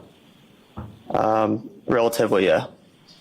And where is it that you, Firefighter Fermati and Firefighter Nuttall, go? So we first go to pick up some of the bags and stuff that we would need to conduct a arrest, and then we just go straight over to the body and some people that were around there. And with regard to the bags that you retrieved, what kind of bags are we talking? We'd take like a first-in bag that has miscellaneous stuff. We'd take an airway bag, and we would take a cardiac monitor. And you indicate, as far as where Mr. O'Keefe was, who, if anyone else, or what, if any other people were in that same area? Can you say that one more time? When you first go over to where Mr. O'Keefe is, who, if anyone, or how many other people are in that general area when you... Sure. I remember seeing a police officer and 2 women. And as far as where Mr. O'Keefe was, first of all, how was he positioned in relation to the ground? He was on his back, probably about around a fire hydrant, probably about 5 or so feet from what I saw would be the street. So you believe about 5 or so feet in from the road, correct? Correct. Now, with regard to Mr. O'Keefe, when you first come over, what, if anything, did you observe as far as snow on him or around him or in the area where he was? I don't really recall. Do you recall how Mr. O'Keefe was dressed when you first get over there? I believe he was wearing a hoodie, like a sweatshirt, and jeans, and remember he had one shoe on, but forget which shoe it was. You don't recall which shoe it was, but there was one shoe on his foot at that point? Correct. And when you first arrive at this patient, at Mr. O'Keefe, what is it that you and the other firefighters are doing in regard to treatment at that point? So the other firefighters were checking for a pulse, and then after that I was getting some of the supplies, and then we would start compressions and start moving them into the ambulance so we could get a better look at them and what we were doing. When you say start compressions, what kind of compressions are you referring to? CPR. Chest compressions, yes. Correct? And based on your training experience, is there some sort of protocol as to how long one individual should be doing chest compressions? So we want early and continuous chest compressions for as long as the person is pulseless. We will take breaks in order to check for a pulse and check for rhythm changes. And so when breaks are taken, is that one person that's doing those same compressions the entire time, or is it switched off or something else? We try to switch off every few minutes. Now, when you first approach where Mr. O'Keefe is on the ground, what, if any, sort of injuries, if at all, did you observe on Mr. O'Keefe at that time? On the ground, I didn't observe any injuries or recall seeing any injuries at the time. It wasn't until got him in the ambulance that I saw some injuries. And so from that sort of initial assessment and initial sort of treatment of the patients, what exactly does that sort of assessment and treatment consist of when Mr. O'Keefe is on the ground? Basically just checking for breathing and if he has a pulse. It was pretty dark and very low visibility, so we wanted to get him out of the conditions and into the ambulance to kind of further assess him. And from your sort of initial assessment, did he have a pulse and was he breathing? No. And so want to get him out of the conditions, and how was that accomplished? I believe we used a scoop board or a scoop stretcher. It's just a backboard that breaks into two pieces that you can slide underneath the victim or the patient. We used that, and then we had picked him up and put him onto our actual EMS stretcher, and then just put the stretcher into the ambulance. And where was the stretcher sort of placed in regard to where, or in relation to where Mr. O'Keefe was 5 feet off the roadway? I don't recall. Now, once you get to the ambulance, what, if any, difference did you notice between sort of the lighting in the ambulance versus the lighting outside on the lawn? So there was very low visibility outside. There was great visibility inside with the lighting all around the back of the ambulance. And so once you're in the back of the ambulance, what, if anything, did you observe or note at that point in regard to any injuries you observed to Mr. O'Keefe? He had like a swollen black and blue right eye, and he had some blood around his mouth. Now, as far as Mr. O'Keefe was concerned, during treatment, you're touching or making contact with Mr. O'Keefe's body, correct? Correct. And during the course of that, what, if any, observations or what, if anything, did you note in regard to sort of tactile observations of Mr. O'Keefe? He was very cold to touch, very stiff, almost frozen-like. Yes. Now, at some point during the course of your treatment in the back of the ambulance, are his clothes removed? Yes. And why is that? It's just so we can try to examine his full body for any other injuries. And there's some concern for cardiac arrest, correct? Correct. Can you explain, are you familiar with that term? Yes. Can you explain to the jury what your understanding based on your training experience is as what is cardiac arrest? Sure. It would be when a person has a lethal cardiac rhythm where they no longer have a pulse. Now, once the clothes, as far as being removed, how are they physically, how are they removed? I believe they were probably cut off with trauma shears. And once the clothes are removed with trauma shears, what, if any, additional observations did you make of injuries to Mr. O'Keefe's body? There was some lacerations on his right upper extremity.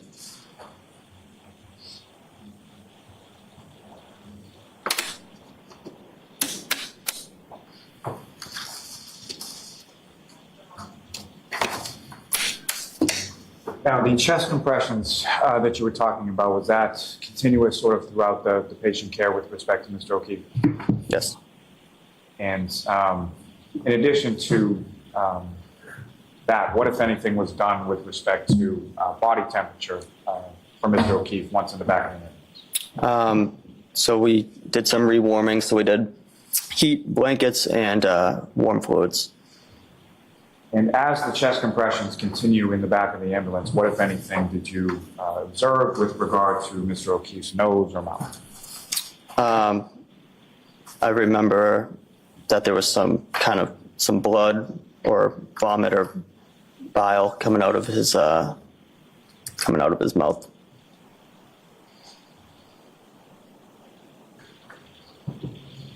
Now, turning your attention to back outside of the ambulance, taking you back there for a moment. You indicated in your testimony that when you arrived there, you observed 2 females in the area where Mr. O'Keefe was. Is that correct? Correct. Can you describe anything as far as what they look like or anything about those 2 females that you saw? I just remember they were white, looked to be between 35 and 45 years old, I would say, and average build and height. What, if any, sort of distinguishing characteristics did you observe between one or the other? I remember one had some red stuff around her mouth. I was thinking it could be blood. And that individual that you observed with red stuff that you thought could be blood around her mouth, what, if any, observations did you make of her as far as her demeanor or anything like that? She was just acting kind of erratic and kind of running around screaming different things. And as far as the different things that she was screaming, what, if anything, do you recall specifically hearing her screaming when she was running around? It was just something like, "He's dead, he's fucking dead."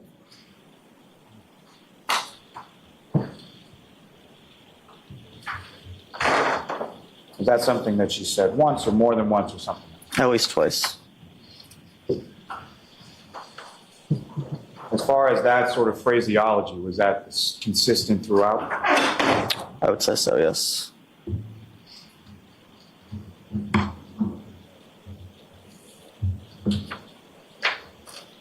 Now, when you enter the ambulance, does the patient care continue, obviously, with Mr. O'Keefe? Yes. And if you recall, who was sort of involved in that patient care in the back of the ambulance? Me, Nuttall, Flamati, Woodbury,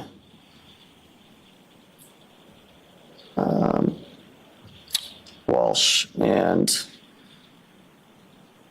McLaughlin came in a little bit later. I'm not sure if she did any patient care or not. So the majority of the people from your department that responded to the scene at one point or another were involved in patient care with regard to Mr. O'Keefe. Correct. Now, you drove the ambulance to Fairview, is that correct? Correct. And so for the transport from Fairview, what hospital did you go to? Good Samaritan. So the transport from Fairview to Good Samaritan, who drove the ambulance then? McLaughlin. And so firefighter McLaughlin's driving, where are you located within the ambulance? I was in the back with Nuttall and Flamati. Do you recall sort of specifically what, if anything, you were doing with regard to patient care during the transport phase? So I was just helping them transport phase. I was doing compressions before, but we had switched them over to a automatic compression device. So I was just involved in helping ventilate and suction. And was there who, if anyone else in the back of the ambulance was also sort of working on the airway portion, do you recall? We've Nuttall, and I forget who else. Now, during the course of transport from the scene when you arrived to Good Samaritan, what, if any, change did you note in reference to Mr. O'Keefe as far as heart activity, respiratory, anything of like? No changes.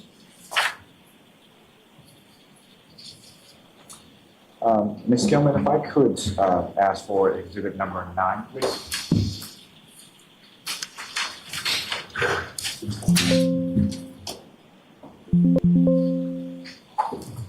Firefighter Kelly, I'm just directing your attention to the screen and what's been marked as exhibit number 9. Do you recognize that? Yes. And what do you recognize that? The location of the scene. For the house that you responded to on January 29th, is that correct? Correct. And Ms. Gilman, if I could also have exhibit number 18.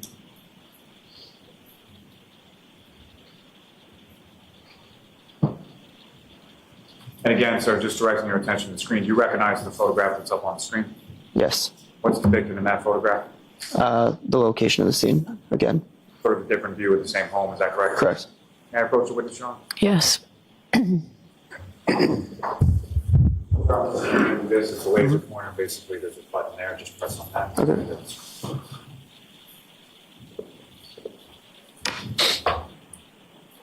Firefighter Kelly, with using that laser pointer that you have now before you, if you could, please direct the jury's attention on the screen to whereabouts you located Mr. O'Keefe in that supine position when you first arrived.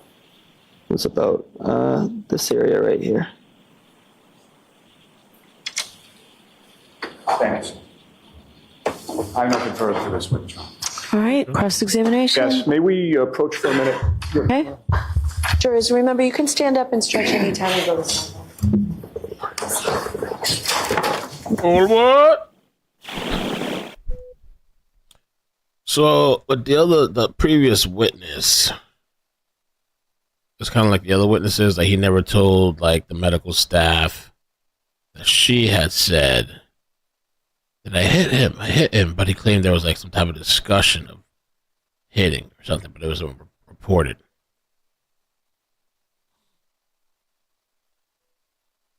It almost seemed like they all heard different things. Flamati.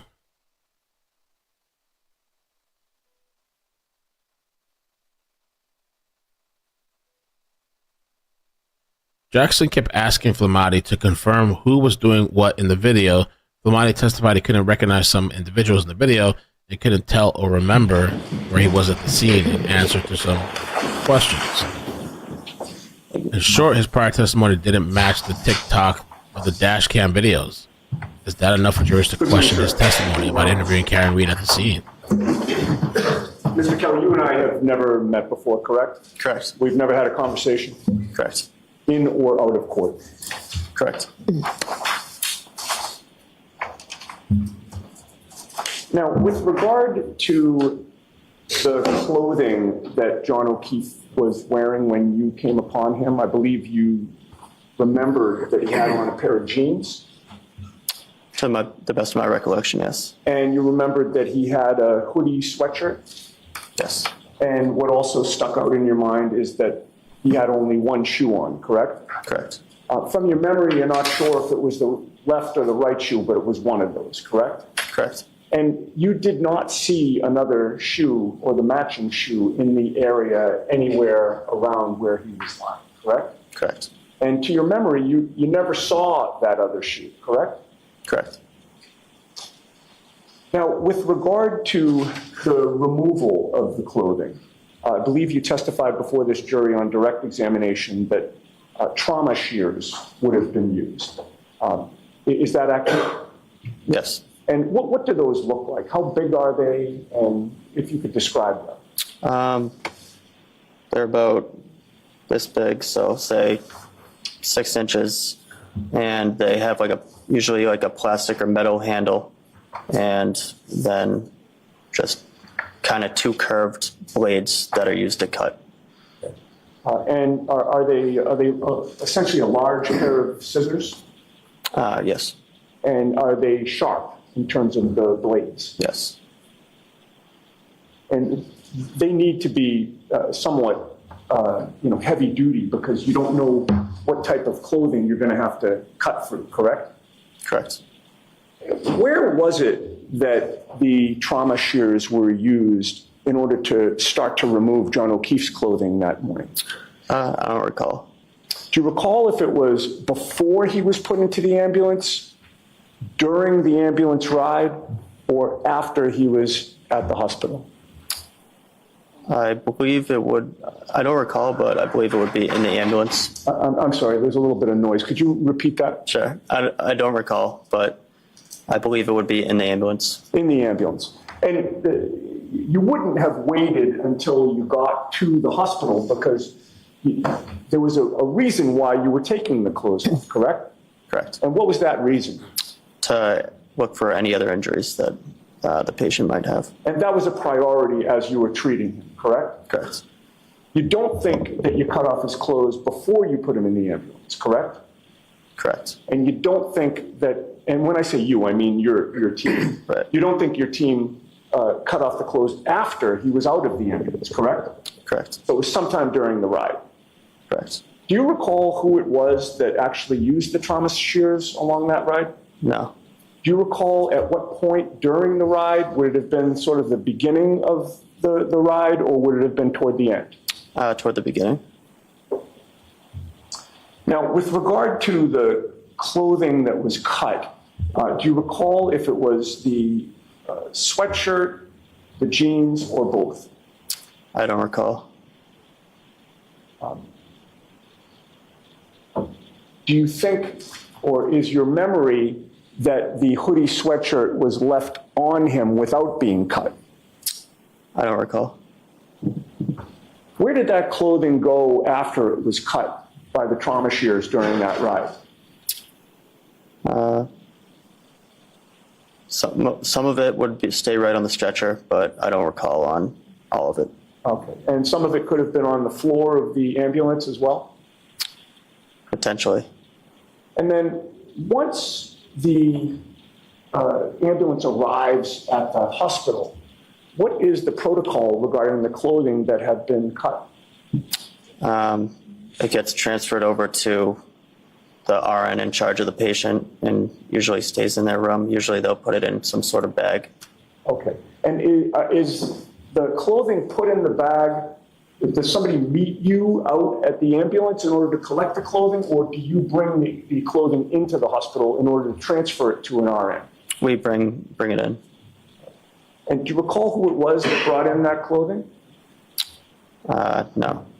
Who was with you at that time going into the hospital from the ambulance? Nuttall and Flamati. So it had to be one of the three of you that delivered that clothing to an RN, correct? Correct. Do you know if all the clothing was delivered to an RN or if some stayed in the ambulance? I don't recall. And once you give the clothing to the RN, do you see where she takes it? I don't recall. Did you go into the treatment room wherever John O'Keefe was brought once he was at the hospital? Yes. And you had previously testified that you believed the clothing would have been brought in with him, correct? Correct. Do you have a memory of seeing that clothing within that treatment room at the hospital? I don't recall. Do you recall seeing the clothing on the floor? I don't recall. Okay. Now let's get back to when you were first arrived on scene. And actually, but before I get to that, I did want to ask you a couple of questions about where you were at in terms of your career on January 28th, 29th. You were a fairly new firefighter? Correct. And you were conscious, you had been trained not long before January 29th, right? It was within several months? 2 months, yeah. Oh, within 2 months, okay. And your priority as a new firefighter was to follow your training, correct? Correct. It was fresh in your mind. Correct. You wanted to do things the right way, correct? Correct. And particularly at the beginning of your career, you don't want to develop any bad habits, correct? Correct. And you were following protocol once you got to the scene as best you could, correct? Correct. I believe you testified on direct examination that when the ambulance got to 34 Fairview, as soon as it was parked, you and Anthony Flamati went straight to the body, correct? I don't recall saying that. I wasn't sure who went straight to the body. I said some of us got some supplies. Okay. I thought your testimony, correct me if I'm wrong, but I thought your testimony was that you may have gotten some supplies, but then you and Flamati went straight to the body. Yes, so we did, me and Nuttall. Got supplies? Me and Nuttall went to the body. All right, where was... But we didn't go straight there. We got supplies first and then went to the body. Or I got supplies first and then went to the body. Okay. How long did it take you to get supplies? Probably within a minute, I would say. Okay. And where was Flamati when you were getting supplies? I don't recall. Once you got to the body, who assisted you with regard to treating John O'Keefe? I believe it would be the people who were on scene with me. Who would that have been? Flamati, Nuttall, Walsh, McLaughlin, Woodbury, and Robery. Okay. So is it your testimony that your memory is that 5, 6, however many people were there with you, all were hovered over John O'Keefe doing treatment on him? Not treatment, but getting supplies, getting the stretcher. We're all working together, but we weren't all involved in the treatment portion. Sure, and the treatment was essentially CPR, correct? Correct. Chest compressions? Yes. And dealing with his airway as well? Correct. Which of your coworkers and/or you were directly involved with the CPR, the chest compressions, and the airway issues? I recall that I was doing compressions and helping suction and ventilate in the ambulance, but I do not recall who else was partaking in that. Okay. So let's talk about when John O'Keefe was put on the scoop stretcher and then ultimately taken to the ambulance. Who was with you when that was occurring? So it would have been me, Nuttall, Flamati, and Robery, I believe, were trying to get him on the scoop.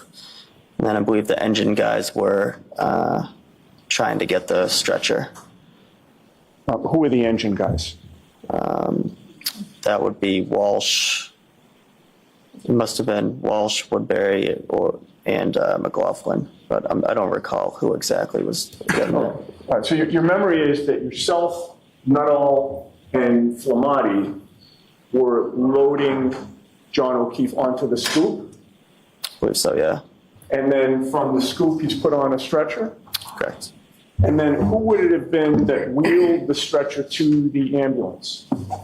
I don't recall who it was. You? I don't recall. So you have no memory of who would have taken John O'Keefe on that stretcher into the back of the ambulance? I don't recall who actually did it, but it would just be whoever's in the best location at the time to move the stretcher. All right. Do you have a memory of John O'Keefe going into the back of the ambulance? Not a clear memory, no. Who went into the ambulance with him? Me, Nuttall, Flamati, Walsh, Woodbury. Okay. And by the way, once he's on the scoop and then put on the stretcher, the priority is to get him into that ambulance, correct? Correct. And part of the reason for that is he was cold, correct? Yes, sir. And your priority was you wanted to warm him up, correct? Correct. And the best place to do that would have been the inside of that ambulance, correct? Correct. So it wasn't that he was put on the stretcher and then there was some detour in terms of where he was taken. You made or whoever took him, made a beeline for the back of that ambulance in order to get him warm, correct? Correct. And once he's in the ambulance, the priority at that point would be to close the doors of the ambulance, correct? Correct. Because if you leave the doors open, there's a blizzard outside, correct? Objection. Sustained. Let's go ahead, Ms. Fiona. Keep moving forward, please. And so the doors were closed to the ambulance, correct?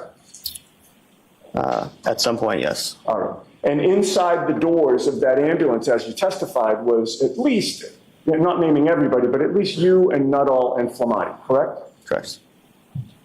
And once those doors were closed to the ambulance, none of you left the ambulance, correct?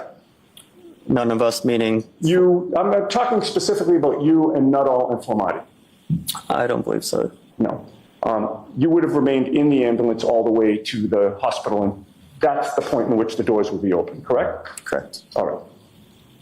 Now, I'd like to ask you some questions about the scene that you came upon in terms of the people who were there when you arrived, sir. You had previously testified that you saw, I believe you testified that you saw 2 women and a law enforcement officer already on scene, correct? Correct. One of those women appeared to have blood around her mouth, correct? Correct. It was something red, but you assumed that it was blood, correct? Correct. And that led you to also believe that she had rendered or tried to render CPR, correct? Objection. Is that what you thought? Yes. Okay.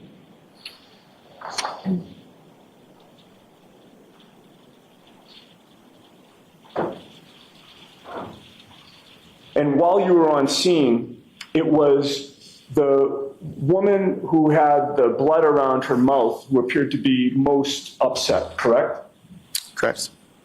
She was really upset, correct? Yes. Would you go so far as to say she was distraught, Yes. hysterical, Yes. frantic? Yes. And you heard her say, he's dead, he's fucking dead, something like that, correct? Correct. And she didn't say it in the tone of voice that I just said it, correct? Correct. She was screaming when she said that, correct? Correct. It was very easy for you to discern that her words were, he's dead, he's fucking dead, correct? Correct. And she repeated it more than once, correct? Correct. And it's fair to say that at no point in time did you ever hear her say, I hit him, I hit him, I hit him, correct? Correct. And you would agree with me, sir, that you have been extremely consistent in terms of your memory of what she said, correct? Correct. You've been asked these questions not for the first time by Mr. Lally or me in court today. There have been other occasions where people have asked you, what did the woman with the blood on her mouth say when she was on scene, correct? Correct. You were asked that by Trooper Proctor on February 9th of 2022, correct? I don't recall. It's probably unfair of me to say the date, but you do recall speaking to a state trooper not long after these incidents, correct? Correct. And to that state trooper, you told him that what she said was, he's dead, he's fucking dead, correct? I don't recall. You don't recall saying anything differently than that, do you? I remember saying a lot differently, but I might have also said that. I just don't recall. Well, you don't, and let me rephrase that. You don't recall changing her words at all. You recall, you've always said he's dead, he's fucking dead, correct?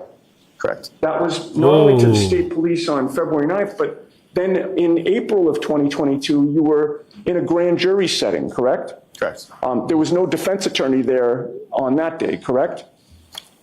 I don't believe so. You don't remember seeing me there? No, I didn't see that.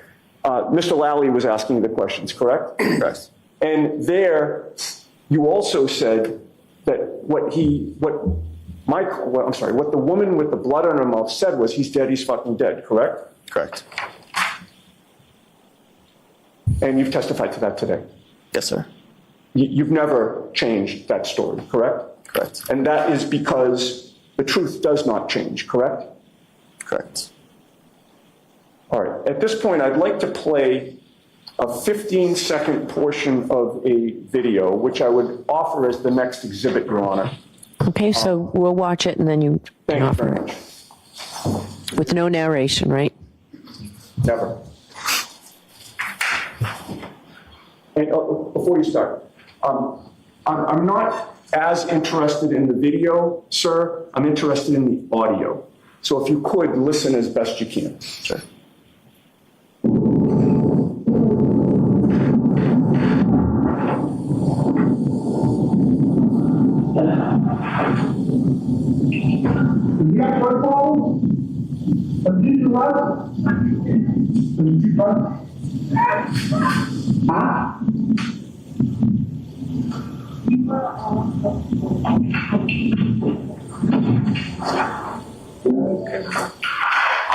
Would you agree I with don't know. me, sir, that we heard what you heard that night, which is he's dead, he's fucking dead?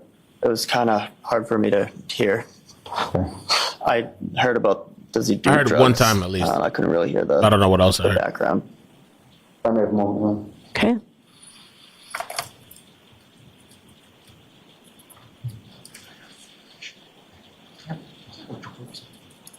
I don't know Okay. why. Sidebar, sidestep. So he's saying that this guy's been consistent. He said it in a grand jury. He said it in his story's been the same. All these other mother effers, they've changed their story. All of a sudden now they've all here. Well, at least two of them, I think. I don't know how many. I lost count. I think they said two of them are saying that she said, I hit him. I hit him. I hit him. So he's pointing out, well, these other people got their story straight and evolve over time. I don't know. I don't know, man. I don't know what I think about this case.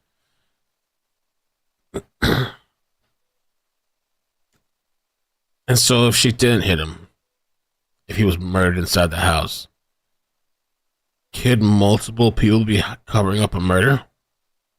And medics and everybody else in the town? And what really happened to John O'Keefe?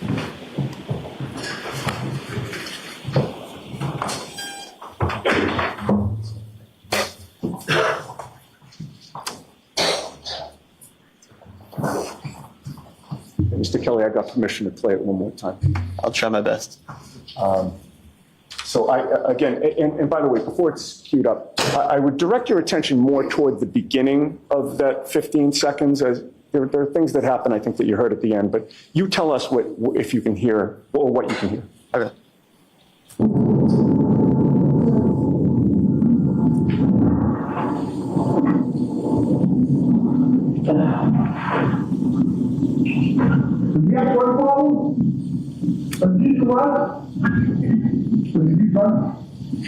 That's enough. Yeah, I heard it once. What did you hear? What to hear? I heard someone say fucking dead. Thank you, sir. Okay. Any redirect? Just briefly on.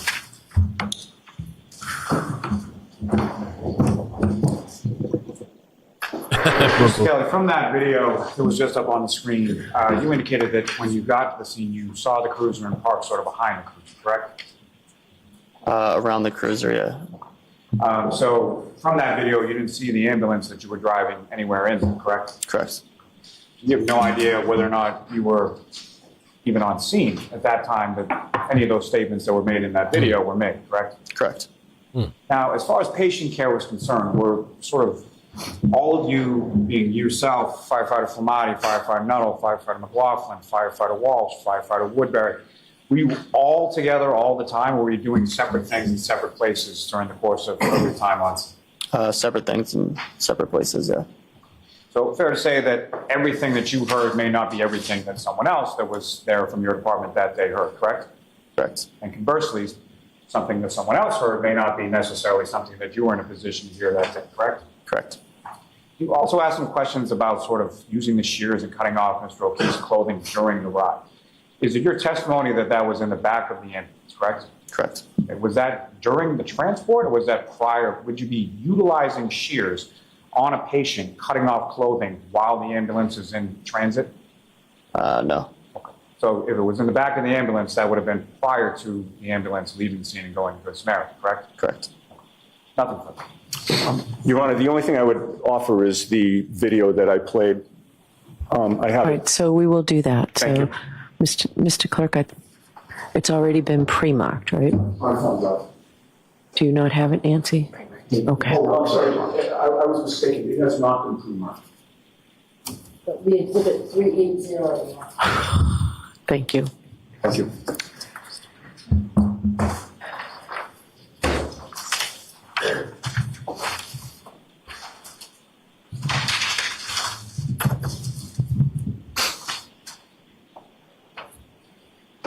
Oh, we're in the last inning, last All right, hour. so we're all set?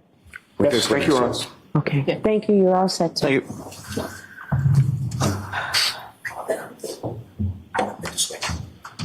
Is it going to be another firefighter, or are we done with firefighters? No.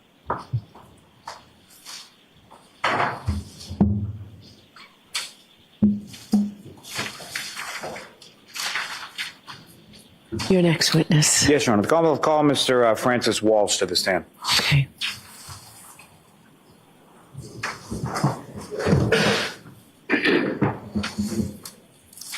Tori, Francis Waltz. what do you have for today? Numbers.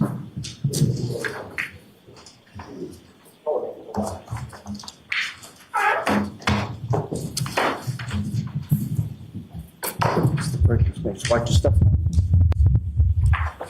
Standing, case clerk. You solemnly swear the evidence you give to the court and jury in the case down here and should the truth, the whole truth, and nothing but the truth, so help you God. I do.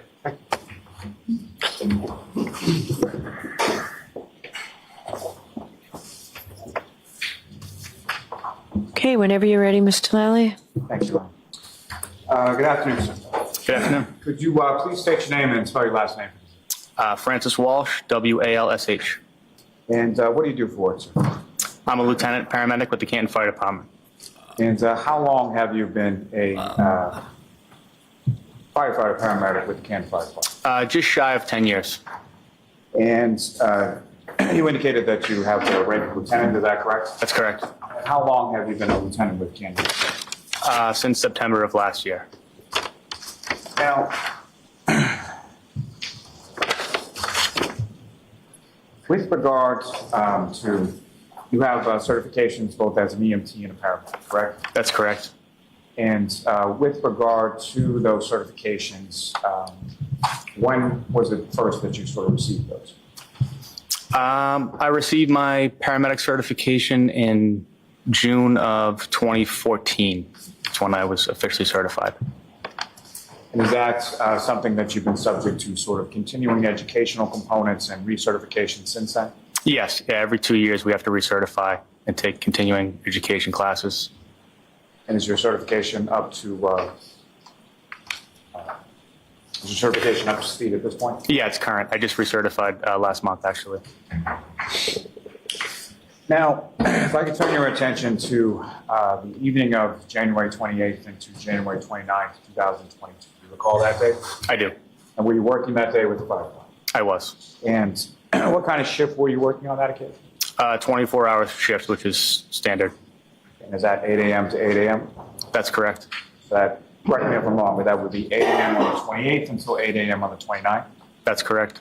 And so where were you assigned to on that particular day? I was assigned to headquarters, which is on 99 Revere Street, and my position was engine driver. So fair to say people within your department get different sort of assignments on different apparatus based on the different shift that they're working? That's correct.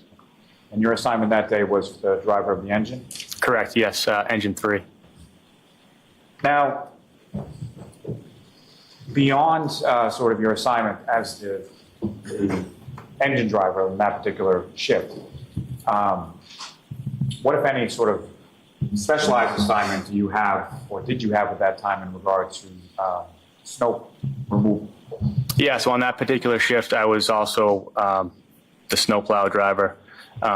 We have an in-house truck and a snowplow for the fire department, and that was my responsibility on that shift.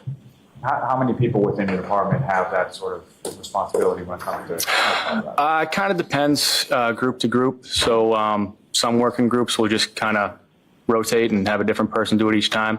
At that time, the group that I was on, I kind of had the most experience plowing, so I was always the go-to person to be in the plow truck when it snowed. And so with respect to that, Dewey, about what time did you sort of get up on that morning of the 29th? I believe it was around 4 a.m. And why was it that you got up at that time? It was snowing pretty heavily. I mean, we knew the forecast called for a lot of snow. So I got up early and hopped in the plow truck.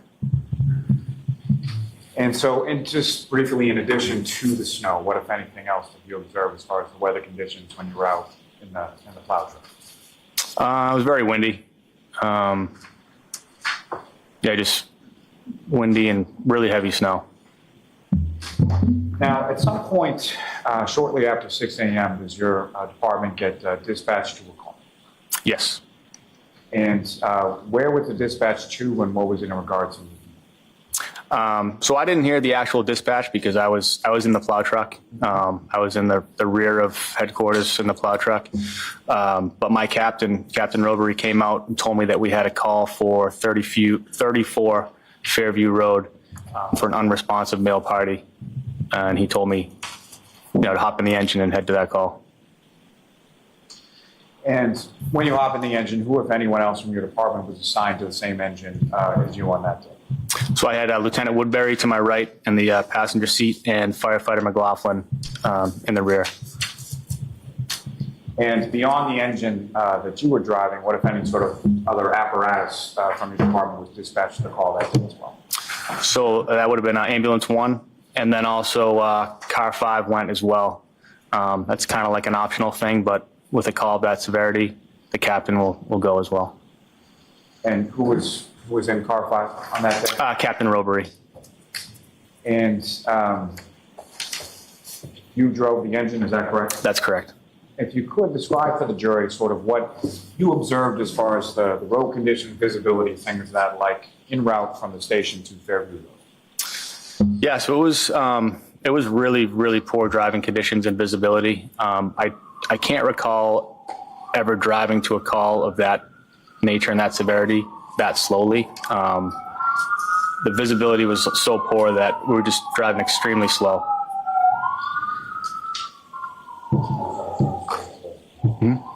Sirens go further away. Okay. And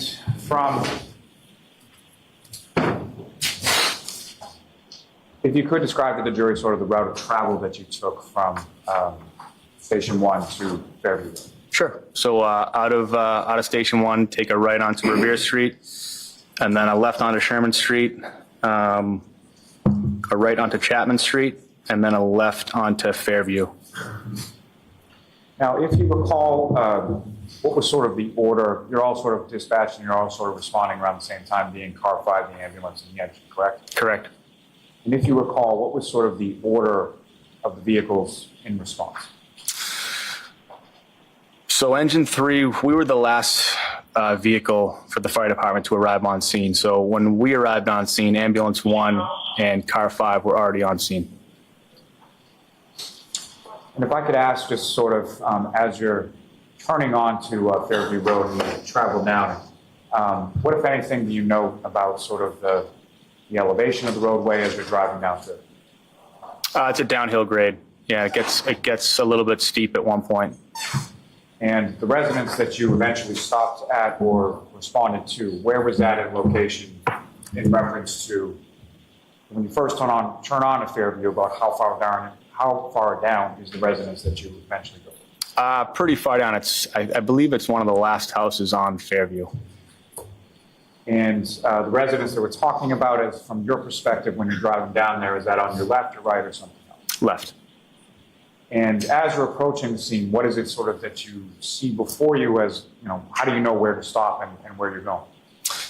Yeah, so, I mean, like I said, visibility was really poor, but there was Ambulance 1, Car 5, at least a couple of police cruisers on scene before us, so it's kind of hard to miss that.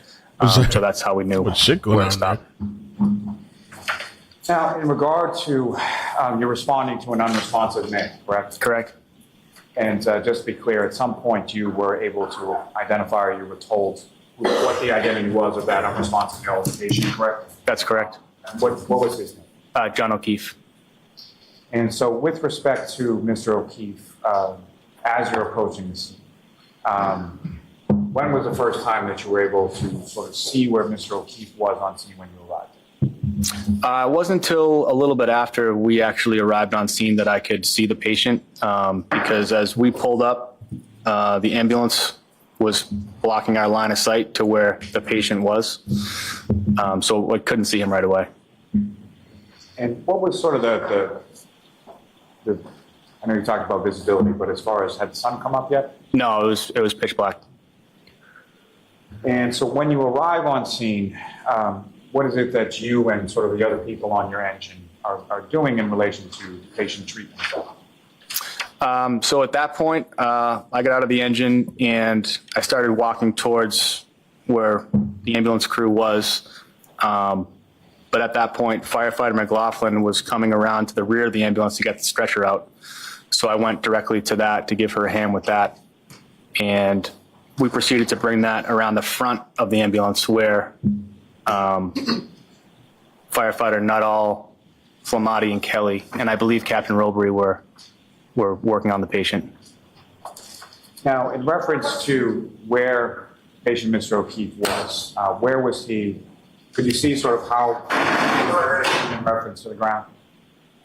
I could see the other firefighters and captain that I just mentioned had just put him on the backboard at the first time that I saw him. I'd say that was like roughly 10 feet in from the road. And to that point, how were you able to say that it was approximately 10 feet in from the road? Just an estimate. Let me ask you, as far as the stretcher was concerned that you and firefighter McLaughlin retrieved, where did you place that in relation to where Mr. O'Keefe was when you first arrived over? So we placed that. We decided to leave it on the street and get it as close to the grass or snow as possible. It was unspoken, but we knew that we didn't want to put the stretcher onto the snow because it would be too unstable. So we put it right up against the curb. So right at the edge of the street where the street meets the yard. And so you put the stretcher basically right up against the curb, and Mr. O'Keefe was approximately 10 feet from that. That's correct. And with respect to positioning the stretcher, was that parallel with the curb or perpendicular to it, or how was it positioned? Parallel. And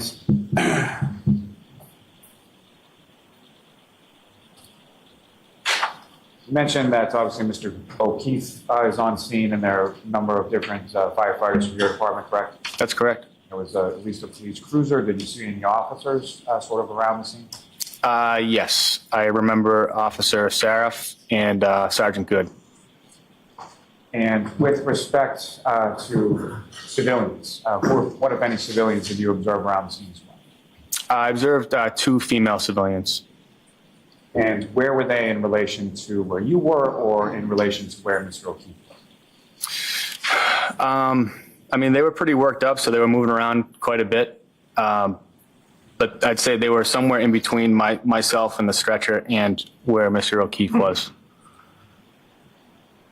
And did you yourself have any conversation with either of the 2 females that you saw? I did not directly, no. And you just testified a little bit before that they were upset. Is this so both of them were? Yes. And what, if anything, leads you to that sort of conclusion as far as their demeanor? What, if anything, did you specifically observe? I mean, I observed one of them like screaming and crying, and they were both just frantically like moving around a lot. As far as the one that you observed screaming or crying, do you recall specifically what, if anything, that person said? All I recall her saying was, "Is he alive?" Now, with respect to Mr. O'Keefe, as far as his clothes, what, if any, observations did you make of his clothes? The notable observation that I made was that he was missing one shoe, his right shoe. And where was Mr. O'Keefe when you made that observation of missing one shoe? It was when we put the stretcher into the ambulance, the stretcher lifts up, so it's kind of right at my face, and that's when I noticed it. So at the time he was being placed in the ambulance, he only had one shoe based on what you saw? That's correct. Now, once Mr. O'Keefe is in the back of the ambulance, where did you go? So I stayed down at the feet. I was positioned right by his right leg. And what, if any, difference did you know between sort of the lighting conditions outside on the lawn versus the lighting conditions in the back of the ambulance? In the back of the ambulance, it was dramatically better. And so once in the back of the ambulance, what, if anything, did you note or observe as far as injuries to Mr. O'Keefe? I noticed a hematoma on his right eye, and I noticed some blood coming from his nose. And just to be clear for the record, so when you say hematoma, based on your training and experience, can you explain what your understanding of that term is to the jury? Swelling and bruising.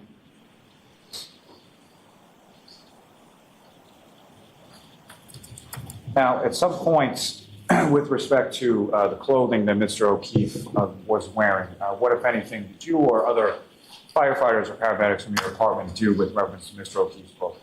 We removed all of his clothing.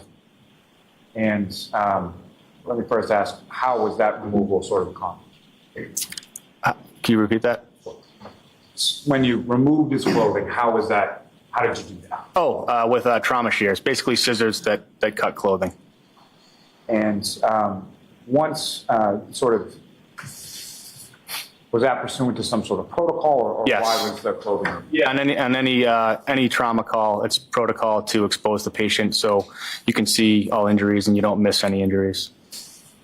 And once the clothing was removed with the trauma shears, what, if any, additional injuries or anything did you observe? I noticed some scratches and lacerations on his right arm. Now, in reference to treatment in the back of the ambulance with regard to Mr. O'Keefe, what, if any, sort of role in that did you sort of assume, or were you sort of assigned by the lead paramedic? Yeah, so I was responsible for the IO drill and access. It's an intraosseous access. Can you explain to the jury sort of what that is and how that's accomplished? Yeah, so you do that instead of IV access. So when somebody's in cardiac arrest, it's really hard to get an IV. So what you do is you actually drill into a bone, and you can administer medication and fluids like into the bone marrow space. And so pursuant to, so Mr. O'Keefe was undergoing cardiac arrest, correct? Correct. Can you explain your understanding of that term based on your training experience to the jury? What is cardiac arrest? There's no cardiac function. His heart isn't pumping blood anymore. And so what, if any, sort of protocols are there as far as medication administration is there in reference to a cardiac arrest? Yeah, so the frontline medication for that is epinephrine. That's what we gave through the IO access. What is the purpose of the epinephrine? Epinephrine, I mean, basically in layman's terms, it gets the heart pumping again, if that's a viable option. And in addition to the epinephrine, what, if any, other medication was administered through the IO? I believe that was it. As far as when I was on scene, it was just epinephrine. Do you recall anything about salines? Oh yeah, saline as well, but it's not a medication. But yeah, we also administered saline. What is the purpose of the saline? Saline is just to increase blood volume. Now, as far as the transport, Mr. O'Keefe is then taken from the scene to a hospital, correct? Correct. Did you go along with the ambulance on the transport to the hospital? I did not. So you remained on scene at least for some period of time, correct? Very briefly, but yes. And you referenced some officers from the Canton Police Department that were on scene when you were on scene, correct? Correct. And without reference to anything said, which of them, if any, did you have any conversation with prior to leaving the scene? Sergeant Good. And just as far as what you told Sergeant Good, what, if anything, did you relay to him before you left the scene? I relayed to him that there were signs of trauma in the patient. And did you give any sort of further explanation as to the signs of trauma that you observed? Yes, I believe I told him what I told you about the hematoma on the eye and the blood in the nose and the scratches and lacerations on the arm. Okay. So you told Sergeant Good what you've just testified to this jury that you observed? I believe so.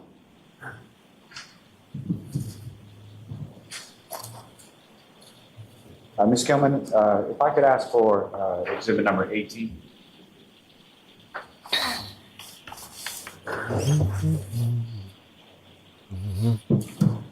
Almost done. 30 Walsh, minutes. what's up on the screen is exhibit 18. Do you recognize that?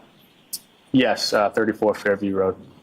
Is that a fair minus whatever the weather conditions are, a fair and accurate portrayal of what you observed that day at 34 Fairview? Yes.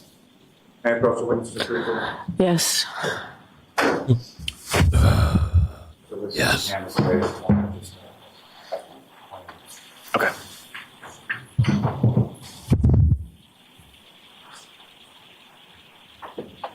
And so Firefighter Walsh, if I could ask, using that laser pointer, if you could direct the jury's attention to where within this photograph, if you see it, that you observed Mr. O'Keefe's body when you first arrived. On the front of the house.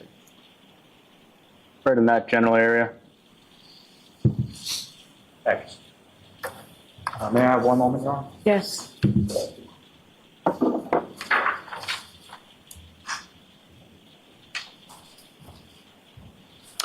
No further questions for this witness, Your Honor. All right. Mason. Cross-examination? Yes. Mason. Good afternoon, sir. Good afternoon. I just want to ask you about the woman that you saw on scene who appeared to be screaming and crying.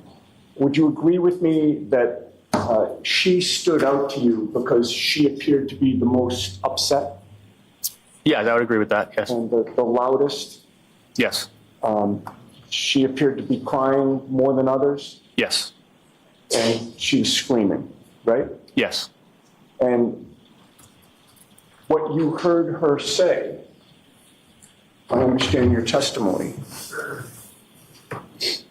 was that she just said, "Is he alive?" Correct? That's what I recall. Correct. In a loud voice, Yes. in a distraught voice, Yes. while she was crying. Correct. I have nothing further. There's nothing, Mr. Lally, right? No, Your Honor. All right, you are all set, sir. Thank you. Thank you. Who is your next witness? Ms. Katie McLaughlin.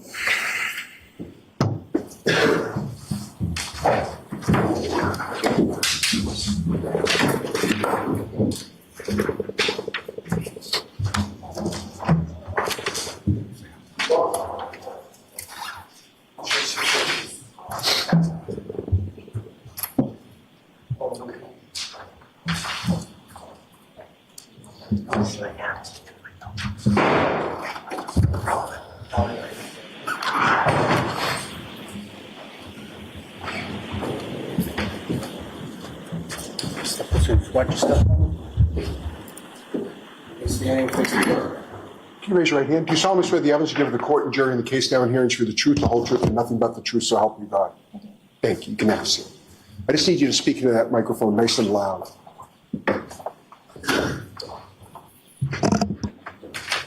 Okay, whenever you're ready, Mr. Lally. Thank you.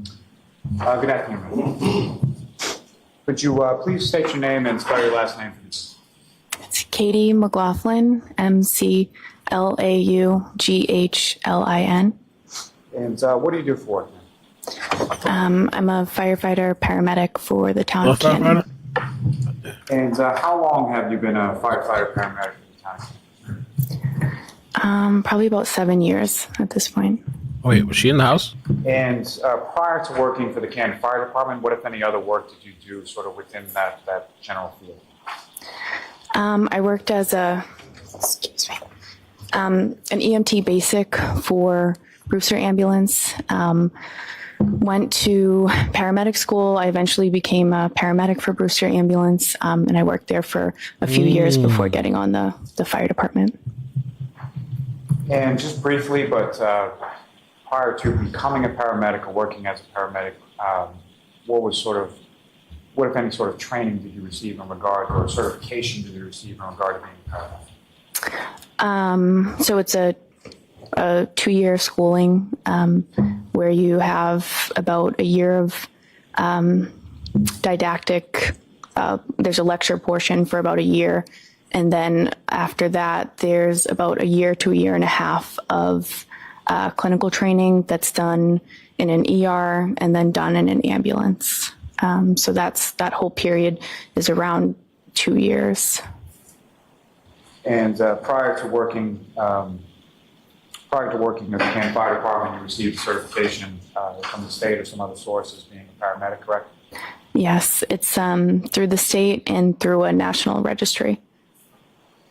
And both those certifications to the state and the National Registry, are those granted sort of forever, or is there like a continuing educational component and a recertification process? So you recertify every 2 years. You have to take continuing education classes in that 2-year period. And that's just on a 2-year cycle you recertify. And your certification is up to date at this point, is that correct? Yes. Ma'am, if I could turn your attention to the dates of January 28, 2022 into January 29, 2022. Do you recall those dates? Yes. And were you working with the Canton Fire Department on those dates? Yes. Do you recall what kind of shift you were working from the 28th to the 29th? It was just my regular 24-hour shift. And 24-hour shift in Canton Fire is essentially 8 a.m. to 8 a.m., is that correct? Correct. And where were you sort of assigned within the Town of Canton Fire Department on that day?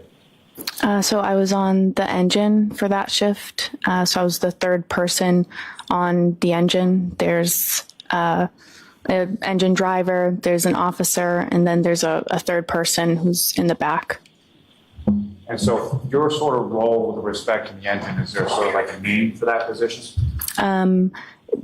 Some people call it like the back step. Yeah. And which station house were you assigned to on that engine 3 day?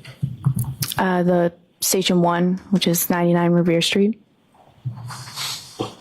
And in addition to yourself, who, if anyone else, was assigned to the other sort of 2 roles on the engine? Frank Walsh was the engine driver that day, and Greg Woodbury was the lieutenant on the engine that day.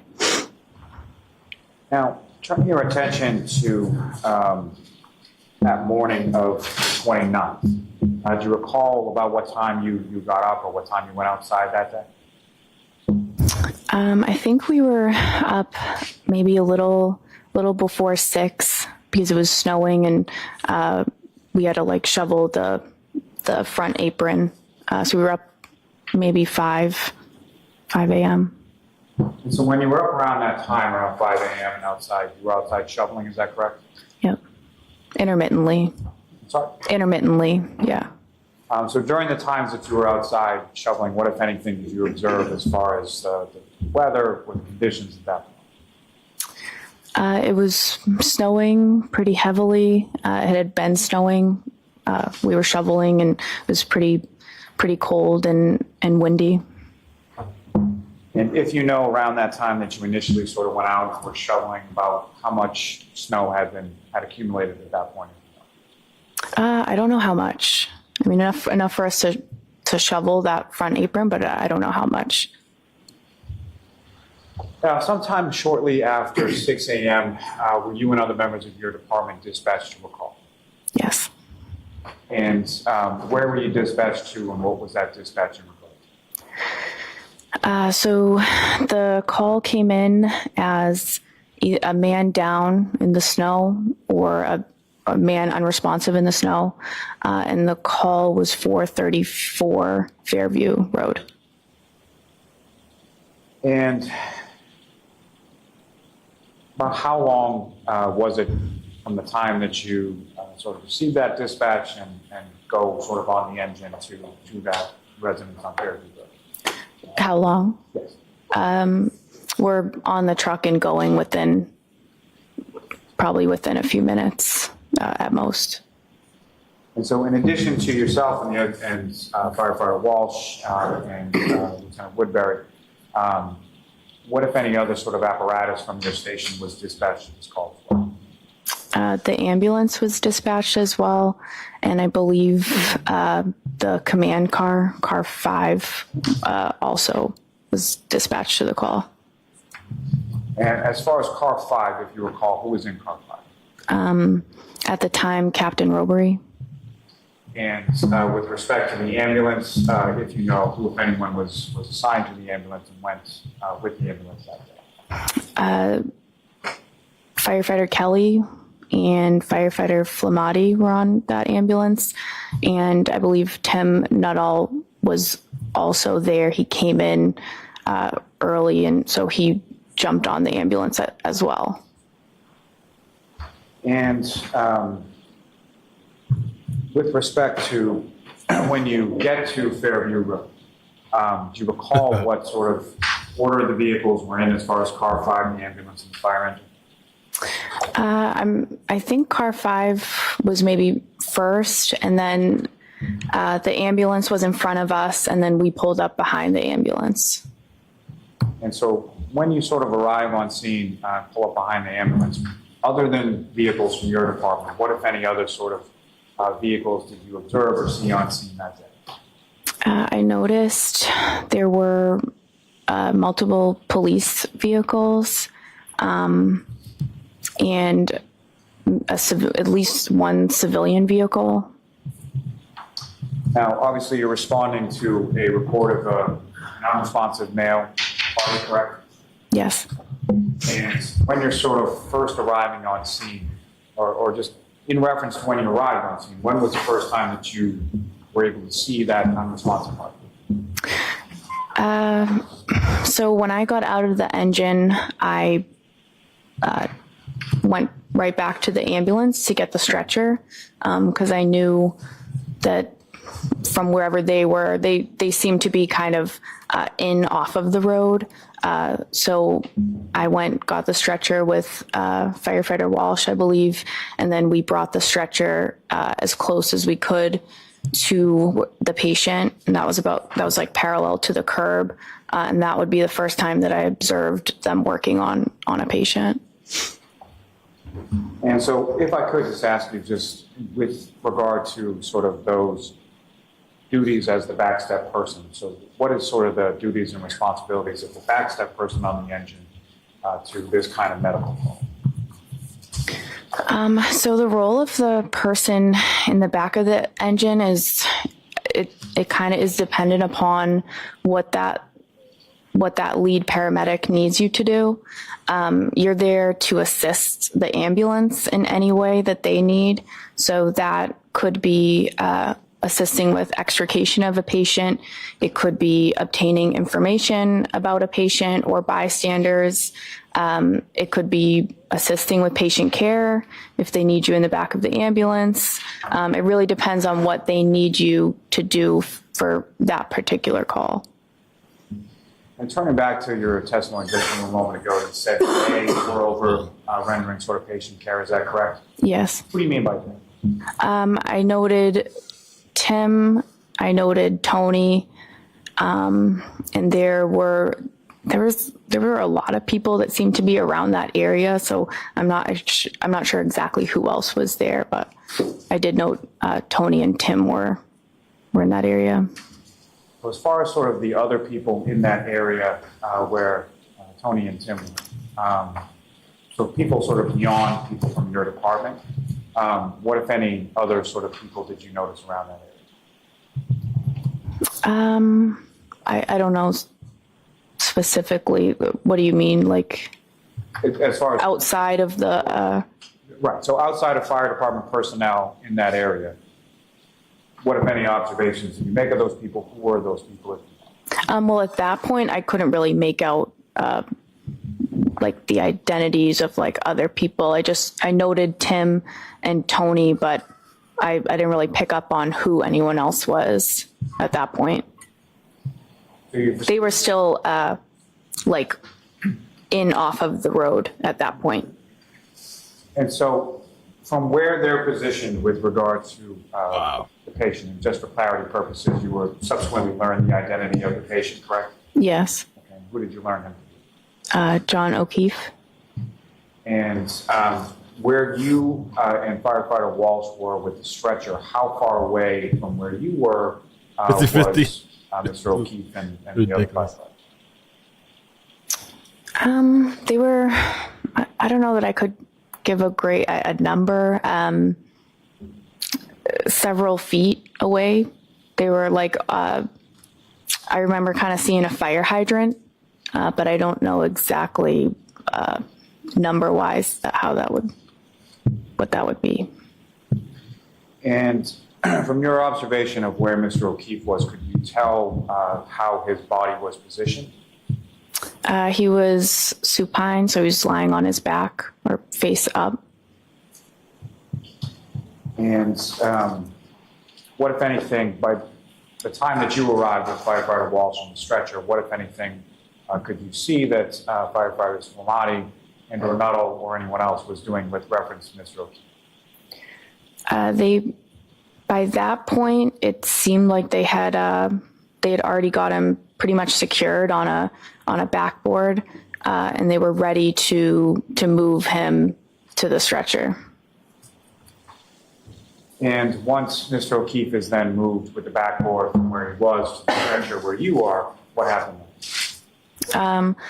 So I remember Tony was kind of at the head of the stretcher. I was standing on the side. There was a woman next to me, and Tony said to me, "Can you try to figure out what happened?" And he kind of motioned to this woman that was next to me.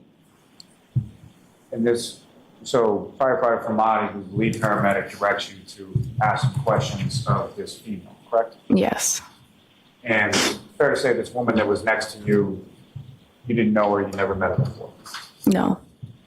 From your conversations with her that day, do you see that woman in the courtroom today? Yes. Can you just direct us to where she's seated or an article of clothing she's wearing? As a record to reflect identification independent by the witness. Okay. Now, with respect to this woman, she's standing next to you when you're at the side of the stretcher, correct? Yes. And what, if any, observations did you sort of initially make as far as her demeanor, or how was she sort of acting when you first started to engage her? She seemed very upset. Very upset. And when you say she seemed very upset, what about her did you observe that made you say that? Just her facial expressions. She was just visibly distraught. And so as far as your questions, what type of questions are you asking, or what type of information are you looking for from this person? So just basic demographic info, who the patient is, his name, his date of birth. And then as far as any more questioning, you're trying to gather information that would basically help explain how this person ended up in the scenario that they're in. So did he have any medical problems? Does he take any medications daily? Does he have any allergies to medications? I was asking those questions. And as you're asking those questions, what, if anything, is the defendant Ms. Reed doing while you're asking her those questions? She answered who the patient was, his birthday. I think she answered maybe some of those initial medical questions that I asked. But as I said, she's very distraught. She was kind of moving around the scene a little bit. So I was just kind of following her, and then we came to a stop at one point, and I continued to ask one more question. What was that one more question? So at that point, I asked her if there had been any significant trauma that happened before this. What, if anything, did she say? So she said, "I hit him." She repeated it. There was a woman standing across from her who I believe at that point said, "You're hysterical. You need to calm down. You're hysterical." She repeated, "I hit him." And there was a police officer who was in that vicinity kind of with us who replied, "You what?" She repeated it one more time. And that officer then signaled to somebody, "Get Goody down here," which I'm assuming would be the sergeant.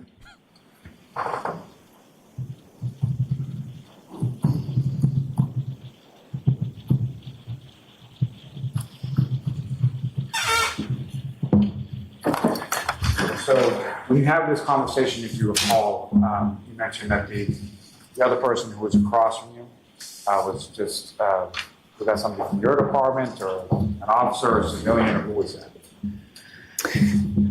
So I was standing,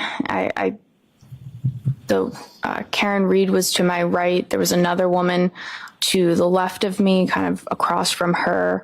And then there was a police officer kind of, not directly across from me, but within the same kind of area that was more closer to Karen, I would say. You know who that officer was? I don't. You know who the female or civilian person that was crossing you? Do you know what that person's name is? No. And with respect to when Ms. Reed said this repeatedly, I hit it.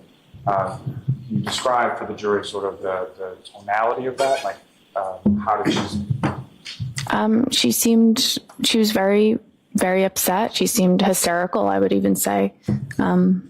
Just very upset. Once you received that information, did you follow up with any other questions to Ms. Reed at that point? At that point, I did not. I have to drive the ambulance, so it's a time-sensitive situation, so I knew I had to drive the ambulance. It was said in the presence of the police officer, so I felt like that was the appropriate, that information was appropriately transferred, and I just felt, based on her demeanor, I don't think it would have been productive for me to continue to ask her questions at that point. And so after asking and receiving that answer of I hit him, where did you go? So I went to the ambulance. And in reference to the ambulance, did you go to the back of the ambulance, the front of the ambulance? Where did you go? So I went to the back of the ambulance where the patient care was happening. And as far as the information that you had received from the defendant, did you relay that information to any of the other firefighters from your department in the back of the ambulance? I did. And you recall who was there in the back of the ambulance when you relayed that? Tony was there, Tim, I think maybe firefighter Kelly, firefighter Walsh maybe might have been in there at that point. Now, as far as when you get to the back of the ambulance, what, if anything, did you do with reference to assist or help as far as patient care with regard to Mr. O'Keefe? I didn't assist or partake in any patient care. Now, prior to putting Mr. O'Keefe into the back of the ambulance and prior to your conversation with the defendant, what, if any, observations had you made during the brief time that you were on the side of the stretcher of Mr. O'Keefe and any injuries you observed? I noted he had injuries to his face. I noticed some blood from his nose, from his mouth, and most notably, he had some swelling to his eyes, mostly the right eye, and a laceration above the right eye. And same as far as when you went to the back of the ambulance to relay the information that you have been asked to obtain. What, if any, injuries did you observe from Mr. O'Keefe once he was in the back? Oh, I'm sorry. I observed those injuries in the back of the ambulance. I didn't observe those injuries while he was out on the stretcher. I didn't get a good look at him. So you really hadn't got a good look until he was in the back? Right. Now, as far as you indicated, you drove the ambulance from Fairview. Where did you go to? Good Samaritan Hospital.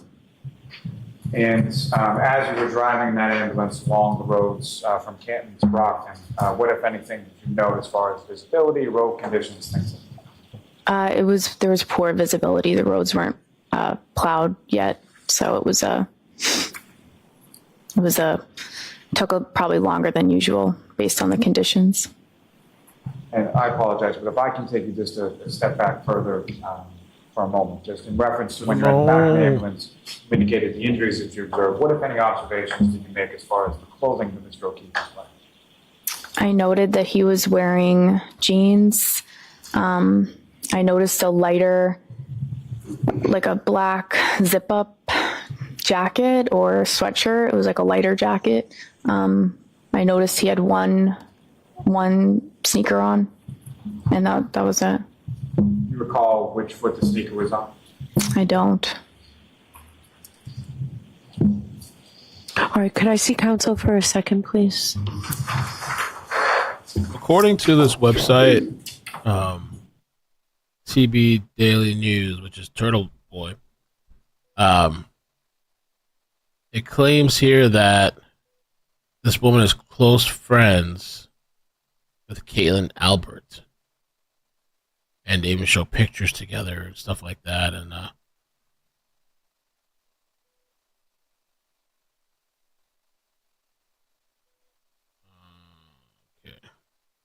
Maybe at some point we'll talk about this. I wanted to see the cross, but I don't know if we have time today to see the cross on her.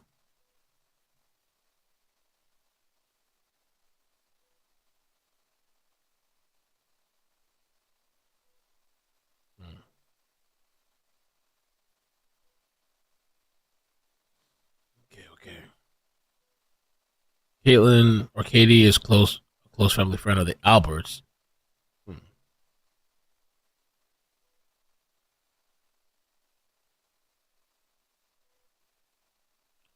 They pull up pictures and everything. I don't know where my little character map went.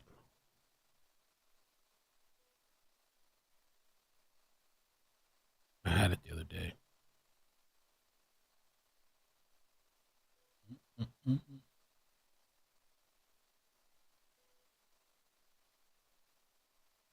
Gone into the abyss. Well, they should be ending soon. Tomorrow's a full day. Oh, tomorrow's going to be a little tough. I'm probably after this going to rest for a little bit. Maybe take a good nap. And then work on whatever here in the house. Whatever. And I think I'll only be back if there's something breaking. I think we did so much from last night to yesterday and all that stuff. Only if something breaking happens, which the way things have been lately, not that far-fetched for something crazy to happen.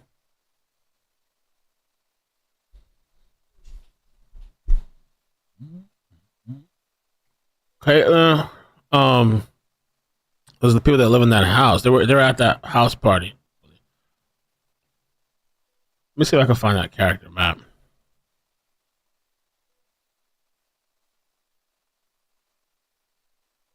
Boom, boom, boom, boom.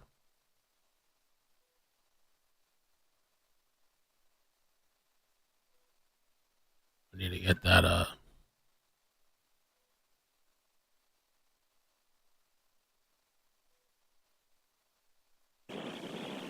Just trying to figure out some logistical things because we're going to go on a view tomorrow. We're going to finish with the testimony first, and we'll go on the view after we finish with firefighter Bob's testimony. So, but a couple of things about the view. Please dress comfortably. I really appreciate everybody's Was I going to do V today? respectfully for court, Yes, sir. but wear comfortable shoes at least for tomorrow. So, tomorrow? those three cautions: please do not discuss this case with anyone. Don't do any independent research or investigation into the case. If you happen to see, hear, or read anything about the case, please disregard it and let us know. And for the view, I'll give you some preliminary instructions on thank you, that Kitty. just before we leave. Okay, so we'll see you tomorrow. And tomorrow's a full day. All rise for the court, please. All aboard. Skirts holding. I think they're doing the viewing tomorrow. So I don't know what time the stream is going to start. I guess we'll have to see it later.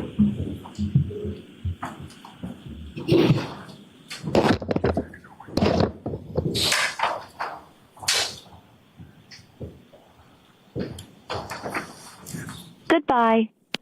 All right, Hello. Firefighter McLaughlin, you can step down. We'll see you tomorrow morning. Did you want to see me at sidebar? Just briefly, Judge. Uh-oh.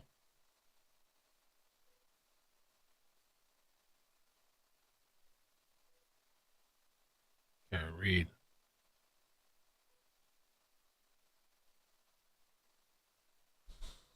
Okay.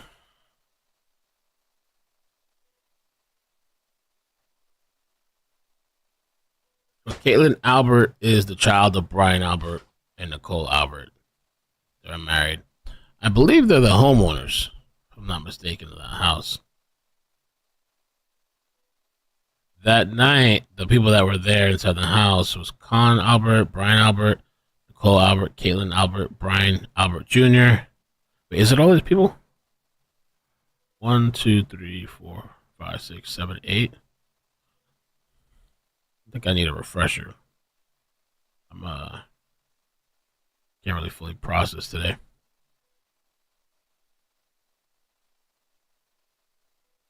Don't watch that court TV video again.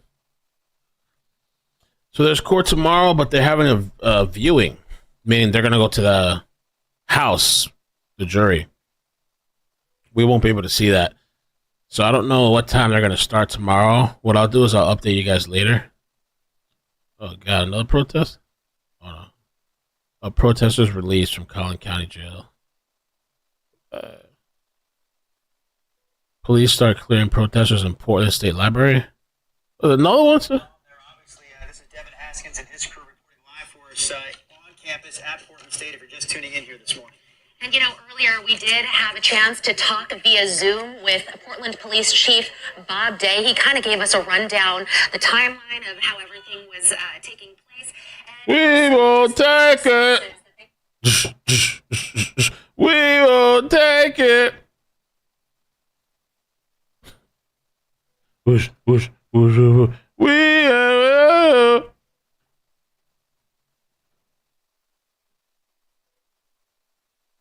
One state, including police and protesters, members of the Portland State, etc.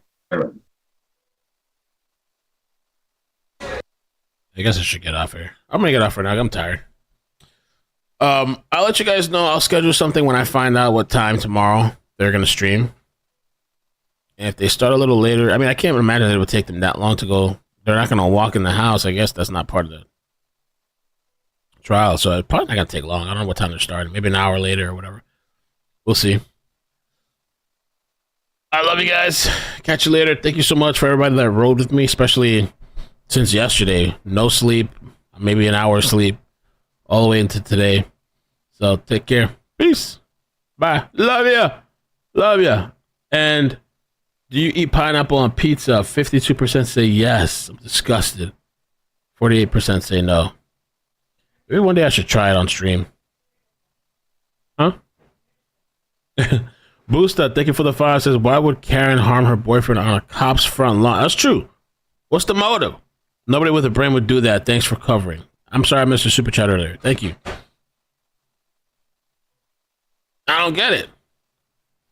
But then why would they beat him up inside the house too? Why would all these people inside the house beat him up? All right, love you guys. Bye.